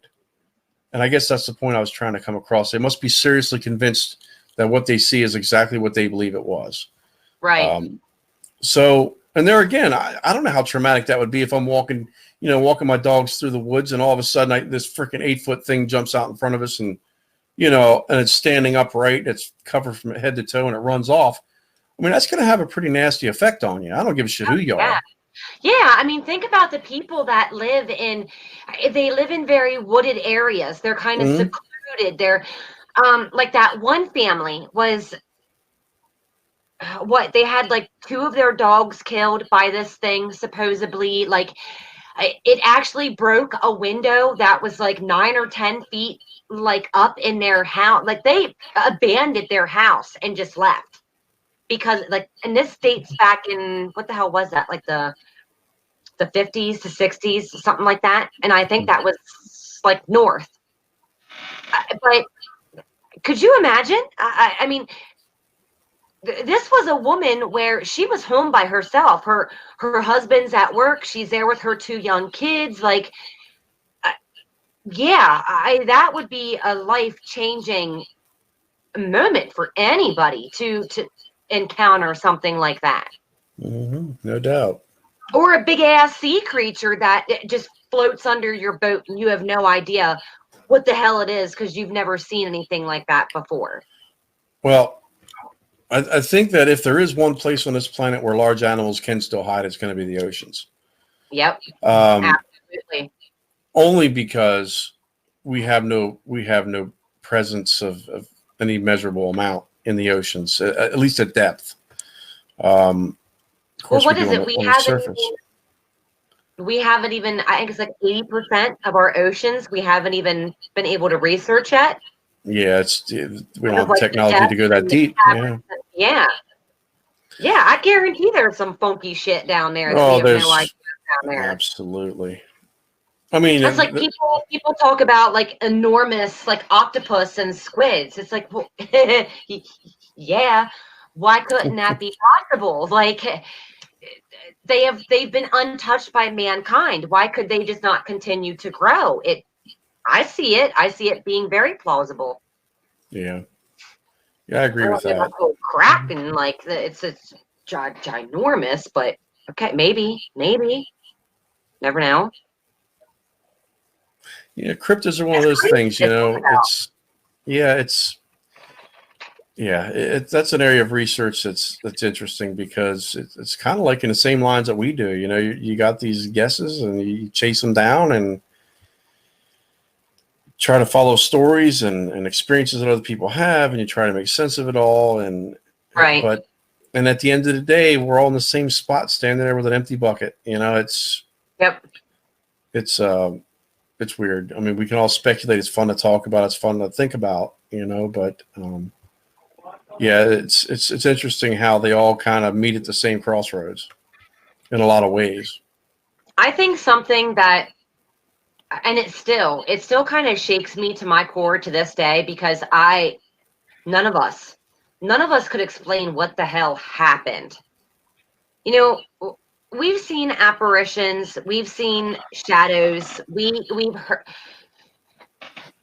So since we're gonna pop Scott's cherry here with Selma, okay? Yeah. You were never at Selma, Scott? No. You were never at Selma. No shit. Well, okay. Yeah. I think down Lauderdale. Do you remember that very like high frequency like white noise thing that happened at our one investigation? On the audio recorders? Like we heard it. We actually heard it, but we couldn't figure out where the hell it came from. One of our recorders picked up high frequency signals, but I think that came from the alarm system. I think it was the microphone was sensitive to the electromagnetic frequencies and it was being picked up on the recorders. I don't remember hearing. All of us were like, "What the fuck was that?" It was me, you, and TJ. Oh, you talking about upstairs where it sounded like furniture was dragging? Okay. It was insane. insane. Yes, Like, yes. it was That's what so loud. If you would have said it sounded like furniture moving, I'd have known exactly what you're talking about. Because, It, dude, that's legit what it sounded like. Yeah. and it was so weird because our investigators downstairs didn't even hear it. It was But loud, dude. Yeah, for us upstairs, I mean, it was like it shook the whole house. It was loud. Yeah, it was Selma. Yep, that and the old man down in the basement. We got that EVP. That's still crazy to me. That's when you and Me and Christy. Yeah, you and Christy were down there with me. TJ went upstairs. Yep. Because he was pissed off because we weren't getting any EVPs. He said, "Fine, if you're not going to talk, I'll go upstairs." So he went upstairs. He went upstairs with the other girls. Yeah, and then she mentioned something. You mentioned something about someone's, I don't know, a hair clip or something. I don't know what the hell you were talking about. Yep. And then there's that old. It's just the craziest. I think Christy was trying to figure out where to clip her mic to, and I was like, "We'll clip it," and it was in that conversation where we got it. Yeah. And I listen to it, a lot, and I still don't completely understand what it's saying, but I don't know. It definitely sounds like an old decrepit man. It's just really weird. And I know it wasn't me, and it didn't have the pitch or the tone for any of the girls. And like I said, you could hear the two girls talking in a conversation, so it wasn't either of them. It was weird. Yeah, we've had doors swinging open and closed. We've had freaking brackets. Summer has been a great place for us. It really has. Yeah, we've had brackets coming off from the curtain rods onto the floor, and on the whole other side of the room. Yeah, it did just fall. It was skipped across the whole room. Yeah. Yeah. Cool. Because when we saw it, it was in front of the fireplace, and it would have had to have come from one of two windows, which was on the opposite adjacent side of the room, or the one that was facing towards the main road. And either one was 6 foot minimum. I mean, I actually climbed up on, what the hell was that? Like a ledge or something. It was a big windowsill. Yeah. And dropped it from where we're pretty sure it actually came from. And I mean, it didn't end up on the other side of the damn room. It didn't make sense. We like Selma. Yeah, we have interesting things. And then we have our little our in-house spirit there of the challenged one. We'll call her to be nice. Like she keeps showing up on our recordings. Yeah. Which is very bizarre. It is bizarre. It sounds like a disabled girl speaking into our recorders. It's weird. It's almost like every time we go there, we hear this person with the same mumbling, and it's very clear and distinct. It's not mumbling, like kind of raspy, kind of It's you don't have to listen for it. I mean, it's there. When you hear it, you know it. Yeah. You play it for me, right? Yeah, it's crazy, and it's so loud, and no one hears it. Nope. We all just go about our business because we don't hear it. No, I think the one time we did. I don't remember ever hearing it.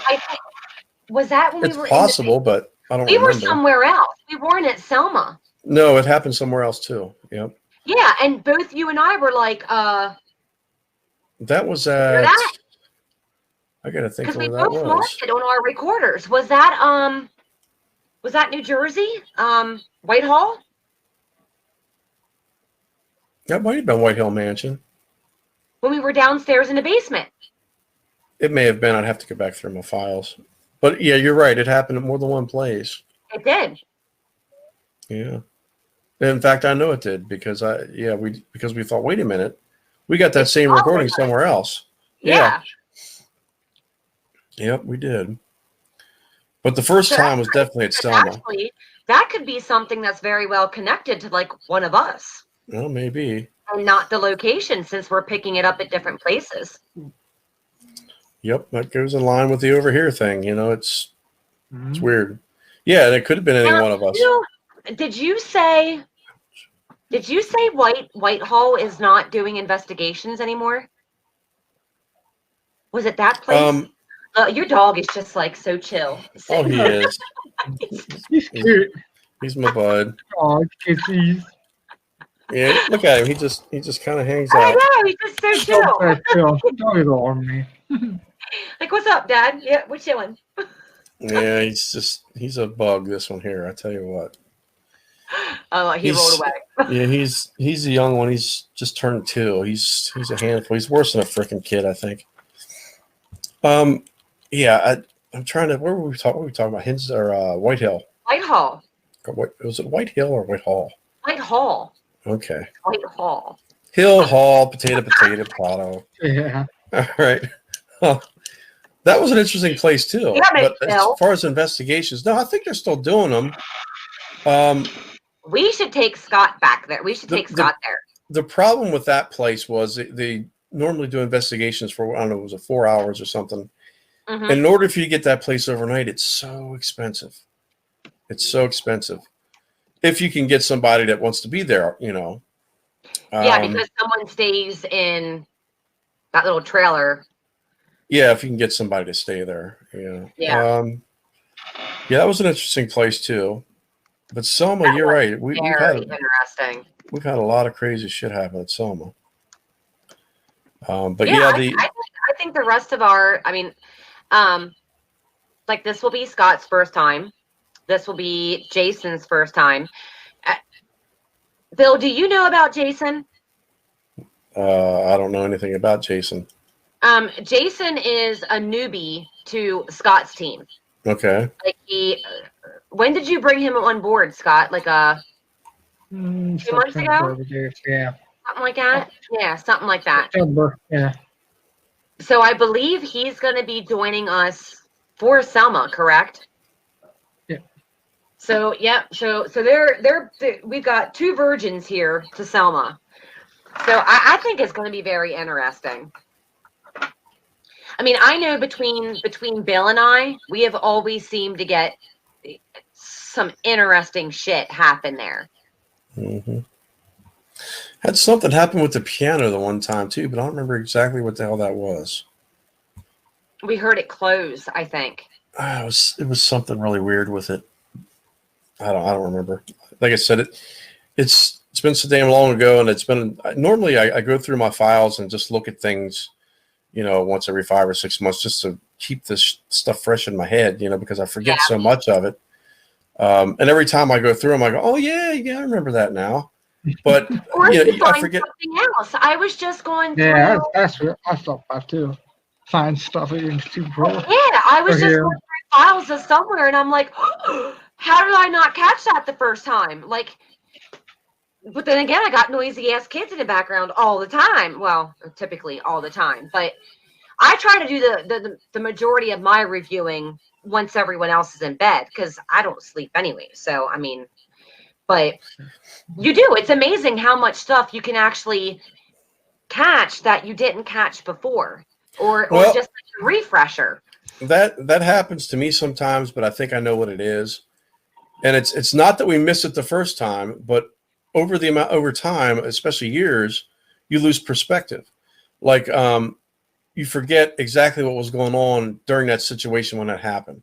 You forget what the conversations were. You forget what noises were happening in the room at the time. Were you dragging a bag across the floor? To where when you played it back the first time, you go, oh, yeah, that was a bag I was dragging. 2 years go by, you're going to forget about that. And all of a sudden you're going to hear this and you're going to say, how did I miss that? So you lose perspective. So that's why it's important to go through it all a couple times to get it all the first time, because you can't trust what your ears are hearing and your eyes are seeing after you lose perspective. At least that's what I found. That's what I found. So you got to be careful with that, because I often hear things like that and I go, well, you know how easy that would be to make that mistake. Yep. And so yeah, without perspective, it's hard to. Were you at Haldeman Mansion? You were at Haldeman with us last time when we were in that room, and we heard that loud noise. Yeah, you guys were there. Yeah. And we're like, how the hell could we not hear that? Yep. And that's one of those things I was thinking about. Okay, what was going on in that room at the time? Everybody was sitting down on chairs. It was a pitch black room. Nobody was up moving around. It's like, what the hell? And that was the first thing I did was I thought, okay, what was the perspective here? What was going on at that time? And there was no one moving. There was nobody up. It sounded like a roll across the floor. I mean, Yes, it sounded like a bowling ball. Like, yeah, it did. Something had happened when we were. It was the three of us, because Scott was setting up, I think, his camera. Remember that? But something had happened then, and we were both like, "Damn!" Like, hopefully our recorders, like on-person recorders, caught that, because we weren't even done setting up yet. yeah, Scott didn't hear it. Remember that? Like, but that was loud too. Like, we heard it. Like it. But that was like in the room over from where Scott was setting up like his camera and stuff. Yeah. And now that was, place is under new management and stuff now too. yeah. I know all the people involved in that now, so I'm in pretty tight with them. I can get in there anytime I wanted to. But yeah, they're good people. I mean, they're good people. They don't see things. We'll just say we don't take the same approach to things. They tend to be a little more. Trying to figure out nice ways to say this. They tend to be a little more elaborate, a little more over the top than I like to be. But I know them all, and I get along well with them all. So they're doing a good job there. They're generating a lot of money for that museum there, and they're doing a good work there. Yeah. So yeah, they got a staff there that's always going to promote paranormal investigations at that place. You're never going to have to worry about that not happening. As far as the museum goes, they don't necessarily like the idea of the paranormal investigations there, but they like the money. So as long as they're getting the money, they're going to tolerate it. So, as long as nothing, I mean, they have all kind of celebrities in there now, and all this over the top shit, it's just not my thing, so I don't really participate in a lot of that stuff, but I keep in touch with them. That was a good place too. I like that place too. Yeah, it was a little quieter the second time around. Nothing like trying to do an investigation with fireworks going off outside the windows. Oh my God. That was horrible. All right, it's exclusive to that. I mean, hey, we got a good show, but I had the easy solution for that. I told Don his back to the pickup truck was full of fireworks. Don't put some matching there. It'll be done. That was bad, man. That was bad. That was horrible. That started the second time too. Well, that was what Don's. What was it? His niece joined us for a little bit. Was it? Yeah, his aunt was there. And his cousin. Yeah, that was the first time. Yeah, Don's son joined us last time. Yeah, that was Bry. Yeah. I can't wait to do that. I want that experiment again with headphones on at some. Well, we'll do that again. Yeah, we'll do that some. Yeah, there's no doubt. Because we got some pretty interesting results from that. Keep playing the whole with it. white noise thing. It's there's a specific name. It's something. Yeah. Estes. The Estes method. Yeah. Yeah. Yes. It's interesting. It's but all the times we've tried this, I've never been the one to sit down with the headphones on, so I don't know what that's like. Well, good, you're doing it at Selma. There you go. But a lot of people say that it feels like they're over a certain amount of time they start to feel separated from themselves, which would be an interesting effect. I know that, like Bry, for instance, when he was sitting there doing that. He was saying things like he said he kept hearing over here, which is really crazy to me. So I asked myself, is there any possible way he could have known about that? I'm sure Don had mentioned it to him. I don't know. It's just there again, at the moment, it was like, holy shit, but then after I thought about it for a while, I thought, well, it is possible he knew about that. So maybe, even though he didn't do it on purpose, maybe yes. So it's one of them things where you got to do it dozens and dozens and dozens of times just to see if there's any I don't want to say correlation, but any patterns or any ways that we can improve on it, or negative things we can take away from it. Interesting to do, especially with a bigger group of people. Have you seen where they do it with two people who are like, you can't hear anything, all you're hearing is like that white noise, and you're back to back with each other, kind of like thing? You remember with like golf balls on your headset. I think it'd be cool to use two people and see if they're saying correlates with one another, or if what either person is saying like correlates at all with the questions that the other ones are asking, kind of thing. I think that would be cool to try.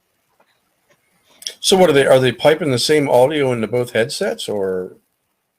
No, I think it's just, I think both of the people are just hearing straight up white noise. Like you take your phone, I wouldn't say phone, because I don't think they were using a phone. They were using some kind of like device. Where the hell was it that I saw them doing it like that? I can't remember. They just say what comes to mind, or they're just saying what I guess mentally is coming to them. Okay. Yeah, I haven't But seen it that is yet. like you can't. All you hear is white noise. You're blindfolded, and it's two people that are sitting like back to back, and then the other people are asking questions. I think that would be interesting to try to see if there ends up being any correlation between person A and person B and what they hear or what comes through to them with that white noise. Well, you can't see, you can't hear anything other than that. It's not like you're. That could be an interesting lead. If you're talking about things like we've discussed in the past, and we've done experiments in the past about group-induced EVPs, or right, things like that. That could be a series of tests that could be used to work with that. As far as the tennis balls, the ping pong balls over the eyes. That's called the Gansfield experiment, and that's a whole different issue. That has nothing to do with paranormal. That's with extrasensory perception, or ESP. Right. Yeah. So that's not really, that experiments wasn't designed to deal with paranormal. That's a whole other. Well, not that ESP is not paranormal, because I guess it is classified as something paranormal, but it's not the fields we're in. It's got nothing to do with ghosts or spirits. That's the Gansfield experiment. That's a whole different issue. And then even on TV shows, getting back to the TV shows, they tried that crap on there before, where they started mixing it up because they didn't even understand what the hell it was. Right. So, there again, it's one of those gimmicks. They see it on TV, everybody believes it. Next thing you know, everybody's doing it, and nobody knows what the hell they're doing. They're just, they're winging it. But yeah. Let's see what happens, guys.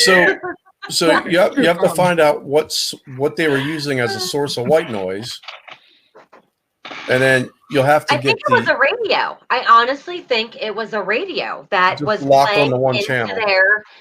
Into their headphones. That would make sense, because then it would be truly random white noise. It wouldn't be something generated from an app or anything like that. Because they weren't using an app or anything like that. It wasn't. I know it wasn't a phone or any kind of device like that, because they very specifically said they don't, like we do, we don't carry phones with us or on our person because of what it can produce, what it can put off. Well, in order to get true white noise, you need an analog source anyway. So digital cell phones won't make true white noise anyway. So you need an analog signal for that. Basically, it's Couldn't an app do that though? No, because it's digital. You want an analog source, radio, AM/FM radio, which is analog.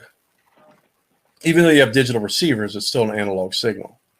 Gotcha. Okay. So, like if you have an old radio that you just tune in between stations and you pick up static, That's true white noise static. That's every Right. frequency at the same time. That's white noise. Anything that's converted to digital or back to analog and analog to digital is, there's a lot of processes involved there.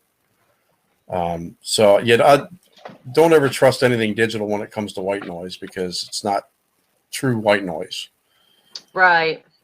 Um, Well, and we were even talking about some of the what the hell show was that, Scott, where we got talking about the apps and some of the misconceptions with the apps that people are now using to do paranormal research, and just the total bogusness behind this shit. It's like, what? Yeah, it's all bullshit. Yeah, What do you explain to say, me Jay? how your app does this and how it can detect this, and then maybe I'll believe you. Until then, yeah, you can pretty much shove that app where the sun don't shine, because it means nothing, kind of thing. Yeah. well, there's Here you go. what is that? A foot massager? No, it's What the hell it looks like? What is it? It's Oh. one of the sound machines. It has waves. It has white noise. Oh, I it got has- you. I got you. Oh, okay. I thought it said a damn foot massager there or some Yeah. shit. It has our lovely crick this summer night.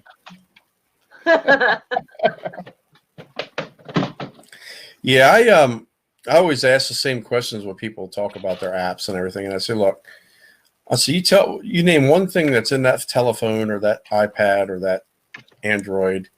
Name one instrument in there that can measure any of what you're claiming here, and then you'll be a millionaire. Because first of all, we don't even know what the hell a ghost or spirit is. Right. So how do you build an app or a tablet to detect something when you don't know what it is you're trying to detect? Yeah.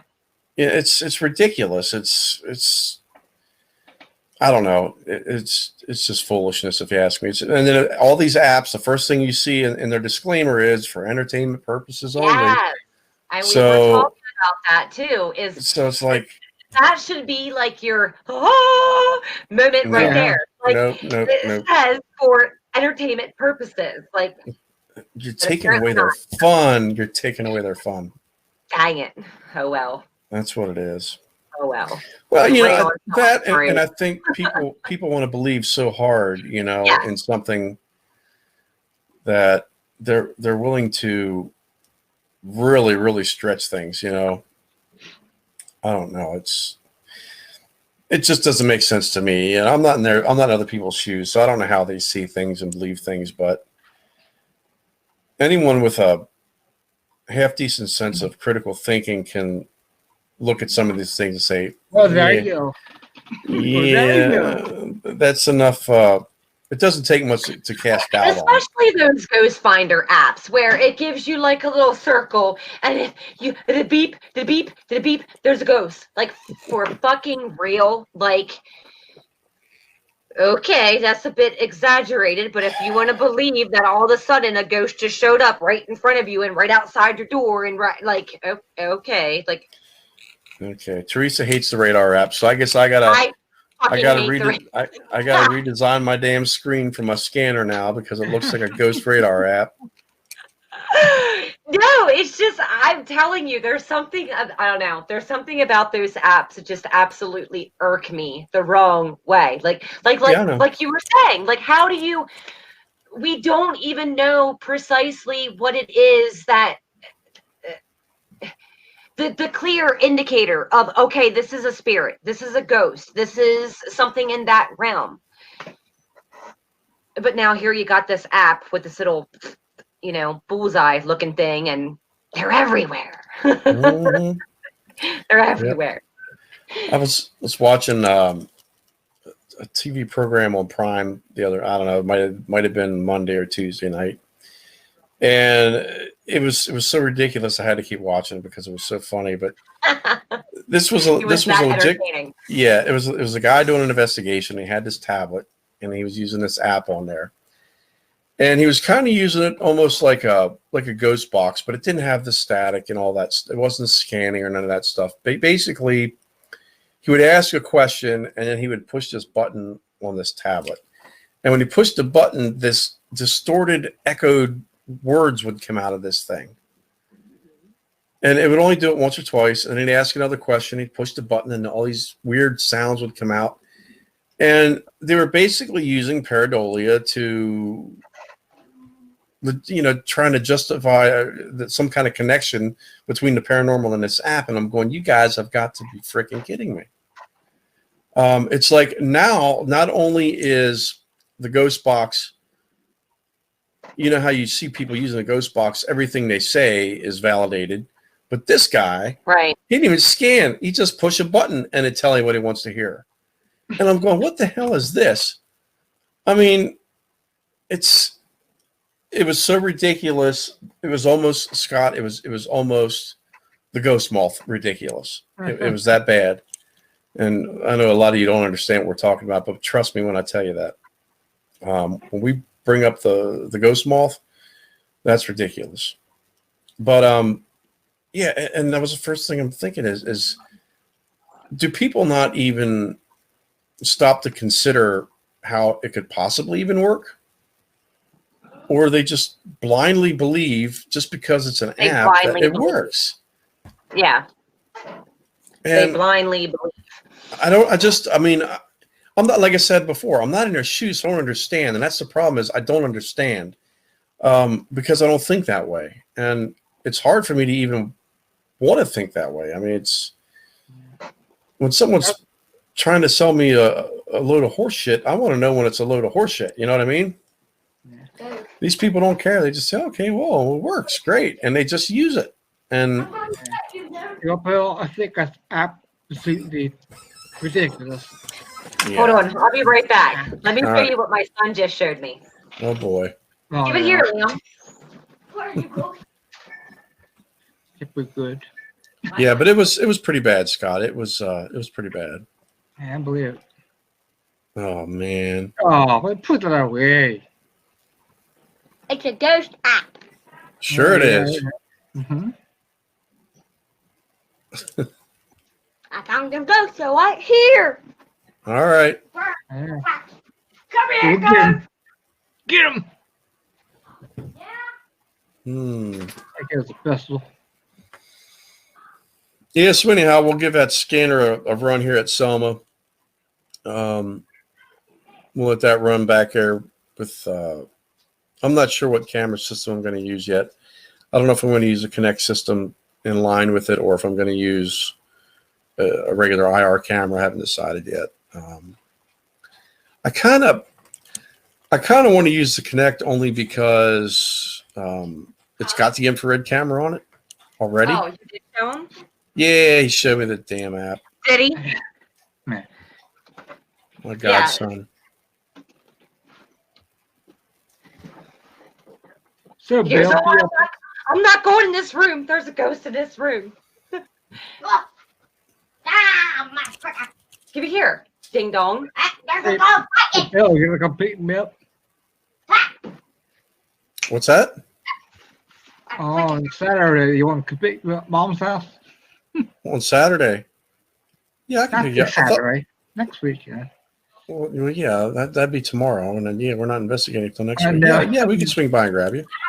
Cool. Yep, there's one. I forgot you were coming up early. I thought you were coming up with Teresa. Or is Teresa swinging by? I guess I'm getting Jason, right? Yeah. Yeah. So you're swinging up in Ohio to pick up Jason. Yeah. And bringing him to PA. Scott's already going to be in PA at his mom's house. Mm-hmm. Okay. And when you going back home, Scott? I'm going in Thursday, come back Monday. All right. Weaselton, get on out of my And then room for a New York trip, Teresa's swinging by to grab both of you. Yeah. Yeah. Okay. All right. Yeah, Don and I got our cots for our basement. No. I'm crazy. I'm going to take back all the way to the ground. Yeah, we're going to go down in that basement and we're going to set up our cots down there. I told Don the only way I'll be down there is if there is somebody else down there. Because a fucking basement gave me the heebie-jeebies. Well, as long as it's not damp, that's where we're going to sleep. Have fun with that.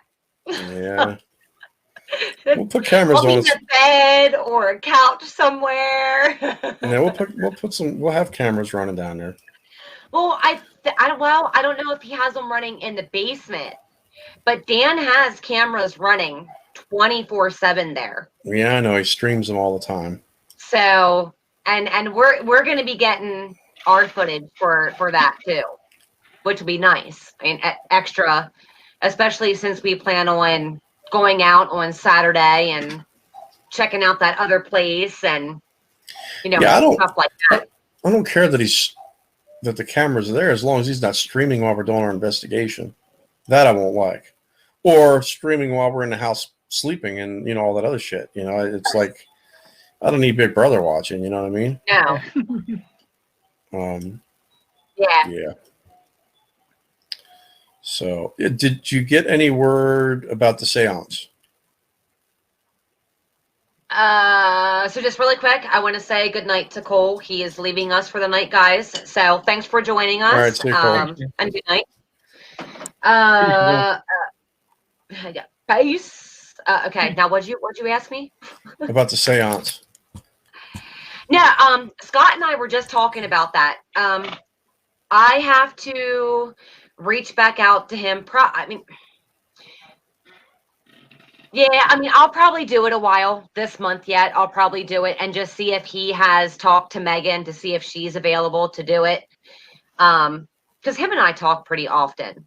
So just reach back out to him and find out if he did talk to Megan, if we are doing it while we're there kind of thing. And because like I was telling Scott, I don't want to be waiting until the last minute to be doing it. I like to be prepared. I like to plan ahead for everything. So yeah, I do. I got to get in touch with him about that. And there was something. There was something else. Wasn't there, Scott? Wasn't there something else that I was? No. That was Bill Friedman. Yeah, about Wi-Fi. About Wi-Fi. Yeah. Although, I mean, do you guys want Wi-Fi to Fort Hinsdale? No, I wasn't planning on streaming anything. So No, his one camera works on Scott's one Wi-Fi. camera is Wi-Fi. Wi-Fi camera.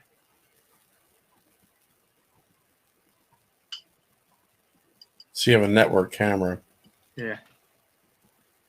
It got free. I want it. Yeah, little shit want it. How did you tell it is here? Dude, I don't win anything. That's why I don't play the damn lottery. I don't win anything. You see it? Yeah. Yeah. I'm trying to think. I couldn't see. I couldn't get it to hook up right to my computer. So it's a I don't know. I'll bring it on. Good luck at it. See what you think. All right. Yeah, because I would think there would be a way to hook it up without using Wi-Fi. Or is it like a streaming thing? It's using Wi-Fi signal to communicate back and forth to the computer. So To the computer. yeah. I can record then on the computer. Mm-hmm.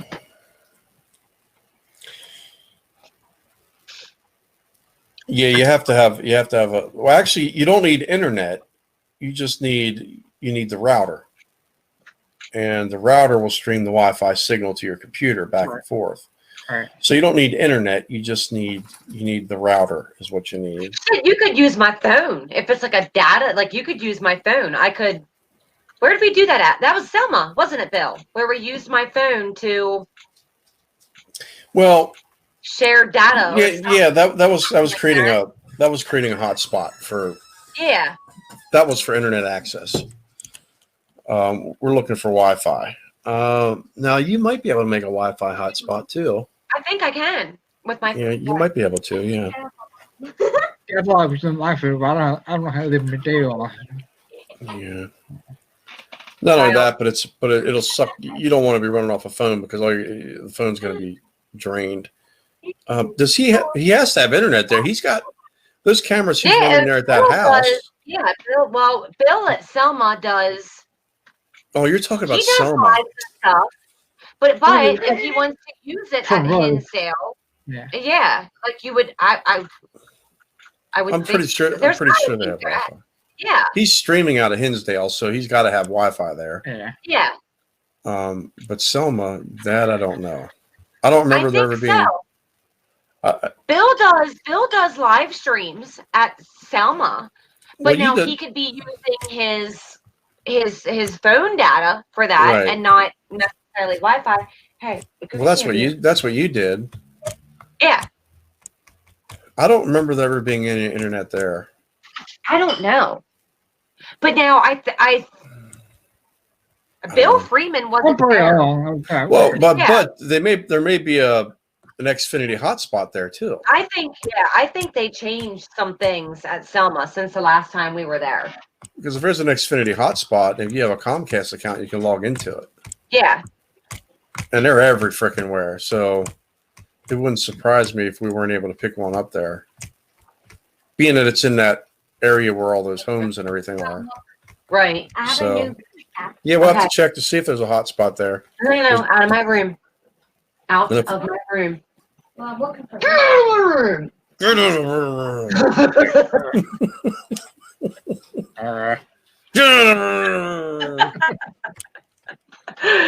You want him?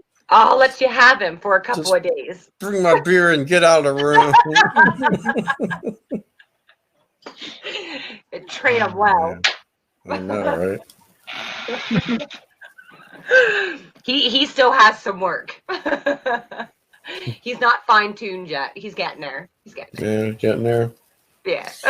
Yeah, I'm getting excited. It's like I said, it is next weekend, so it's all climbing up on us. Yes, it is for sure. Yeah, which I'm like, I definitely, now that you're going back with Sharon, I got to get in touch with Jason for sure and just fine tune like when I'm picking him up, when we're coming back, like when all that lovely jazz. Because I know for me, most certainly, I would. Well, you almost have to. A hotel room because there's I was going to say you have to. There's no fucking way that I'm gonna stay up all night to do an investigation and then drive back. That's hard enough for us. We're only 2 hours away. Right. Yeah. What'd we figure out, Scott? It's like 8 hours. Oh shit.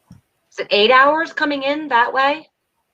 Something like that? Well, yes, 2 in there. Something like that. 2 hours. Something like that. Yeah. That's there's no way I'm pulling that off. I mean, hell no. Not with driving. People don't realize how exhausting driving really is. Like it's so fucking boring. It's exhausting. You need to go get you some of that methamphetamine stuff. That'll keep you bouncing for 2 or 3 days. You'll be fine. Just do a few lines of coke. I'll be good. You'll be wide awake. You got no problems. Won't be able to sleep for a week. Yeah, no, I don't recommend doing that. Yeah. Stay at a hotel. Yeah, fuck the hotel. It wouldn't be bad. It wouldn't be. I wouldn't recommend that. Yeah, it wouldn't be bad if it wouldn't be for the drive. I mean, I'm used to being up all night, but it's the drive. Like people don't realize how it is. Mm-hmm. I mean, I can flare the stereo in that vehicle as loud as I want, and it's that repetitive. Well, maybe not so much because of what time we'd be coming back. But traveling at night when there's like next to no vehicles other than big rigs on the road, just seeing the reflectors over and over and over and over and over again, it's that like tunnel vision that scares the shit out of me. I'm like, nope.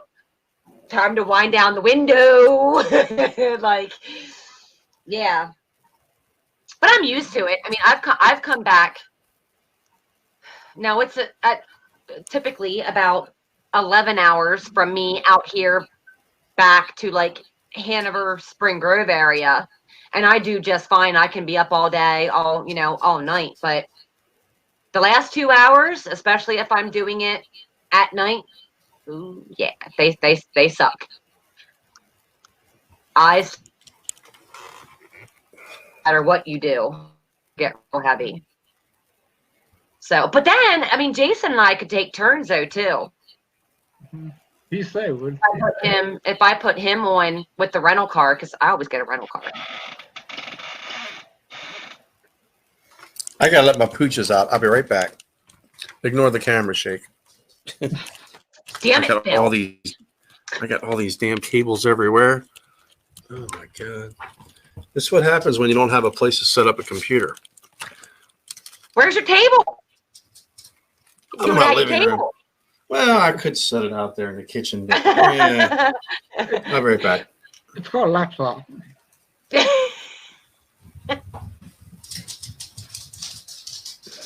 Well, we're almost gonna wrap up anyways. Yeah, that's what dude, we've been doing this for over 2 hours now. Mm-hmm. It's nice how good but this is, hey, we've talked about this off air. Like, you know, when you're involved in good conversation, it goes damn quick. It goes really quick. It was nice. Good show, that's for sure. Yeah.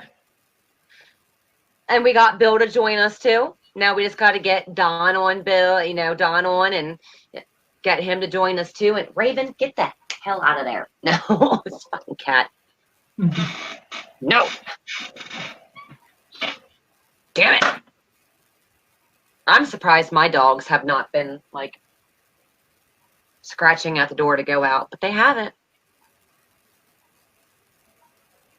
I think my kids are getting more antsy than anything. So look, here's the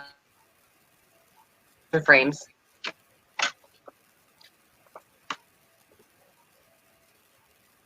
Cool. I like that. And then I got the one of Nick. Yeah. Deathwalker. Have you watched the Deathwalker? I watched that stuff. Yeah. Yeah, that's cool. I like this new kind of philosophy, I guess you can call it, that he's kind of exploring, where maybe it's not so much like those who have passed, but maybe we are also able to communicate to those like in the future and stuff like that, like I'm digging that whole concept. Like I really like that. I know we've talked about it before, but I don't think we've ever actually really taken any time to like research that perspective of it. Like we've talked about it, but I don't think we've ever really. But we've had a lot of validating factors to point us in the direction that we're communicating with those who have passed, versus it just being like a different realm, a different dimension kind of like thing. Yeah. What? Dum dum. Fucking Bill, dum dum.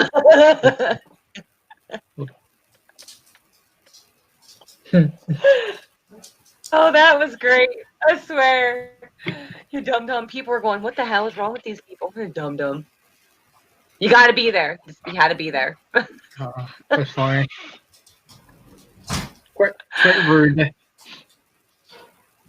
It reminds me of that movie.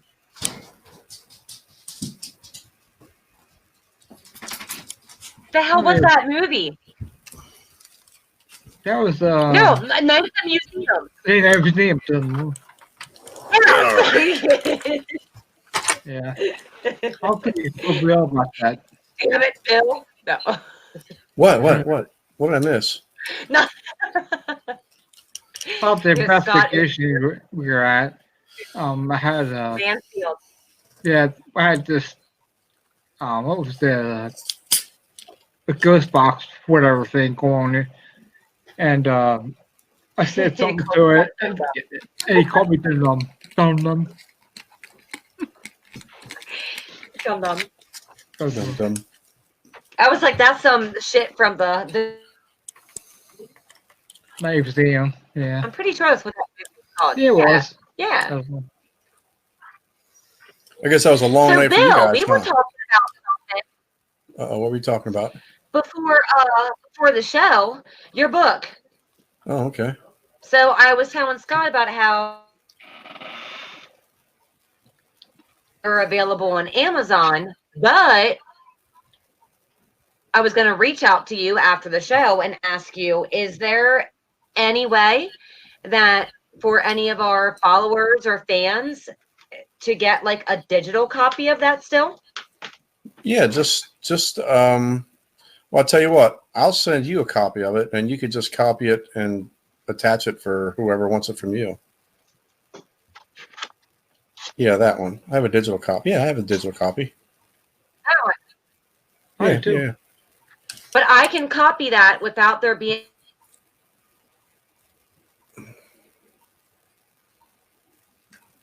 She keeps breaking up, Scott. the right things. It won't. You're breaking up pretty bad. We'll have to So wait that till one you're- will. Well, you were breaking up for the last minute, so I didn't catch a word of that. Yeah, she's locked up again. So that's probably end the broadcast here. If we can still talk afterwards, you want me to do that? Yeah, that's fine. All right. Yeah, I'll just send her a copy of it. She's already got a copy of it, but All right. yeah, she just cut off. There she is.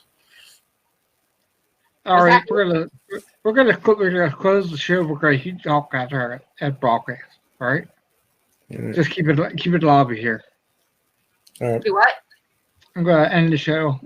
Yeah, So that you works for want me. to say bye, and then if you want to, we can say something after it's closed down. Yeah, that works. All That right. works. So It's been a great night. That's for sure. so long, everybody. Till next So time. long. Happy New Year. It's got to be better. It better yeah, be happy better. world. All right. Bye now, everybody. All right, night. Bye.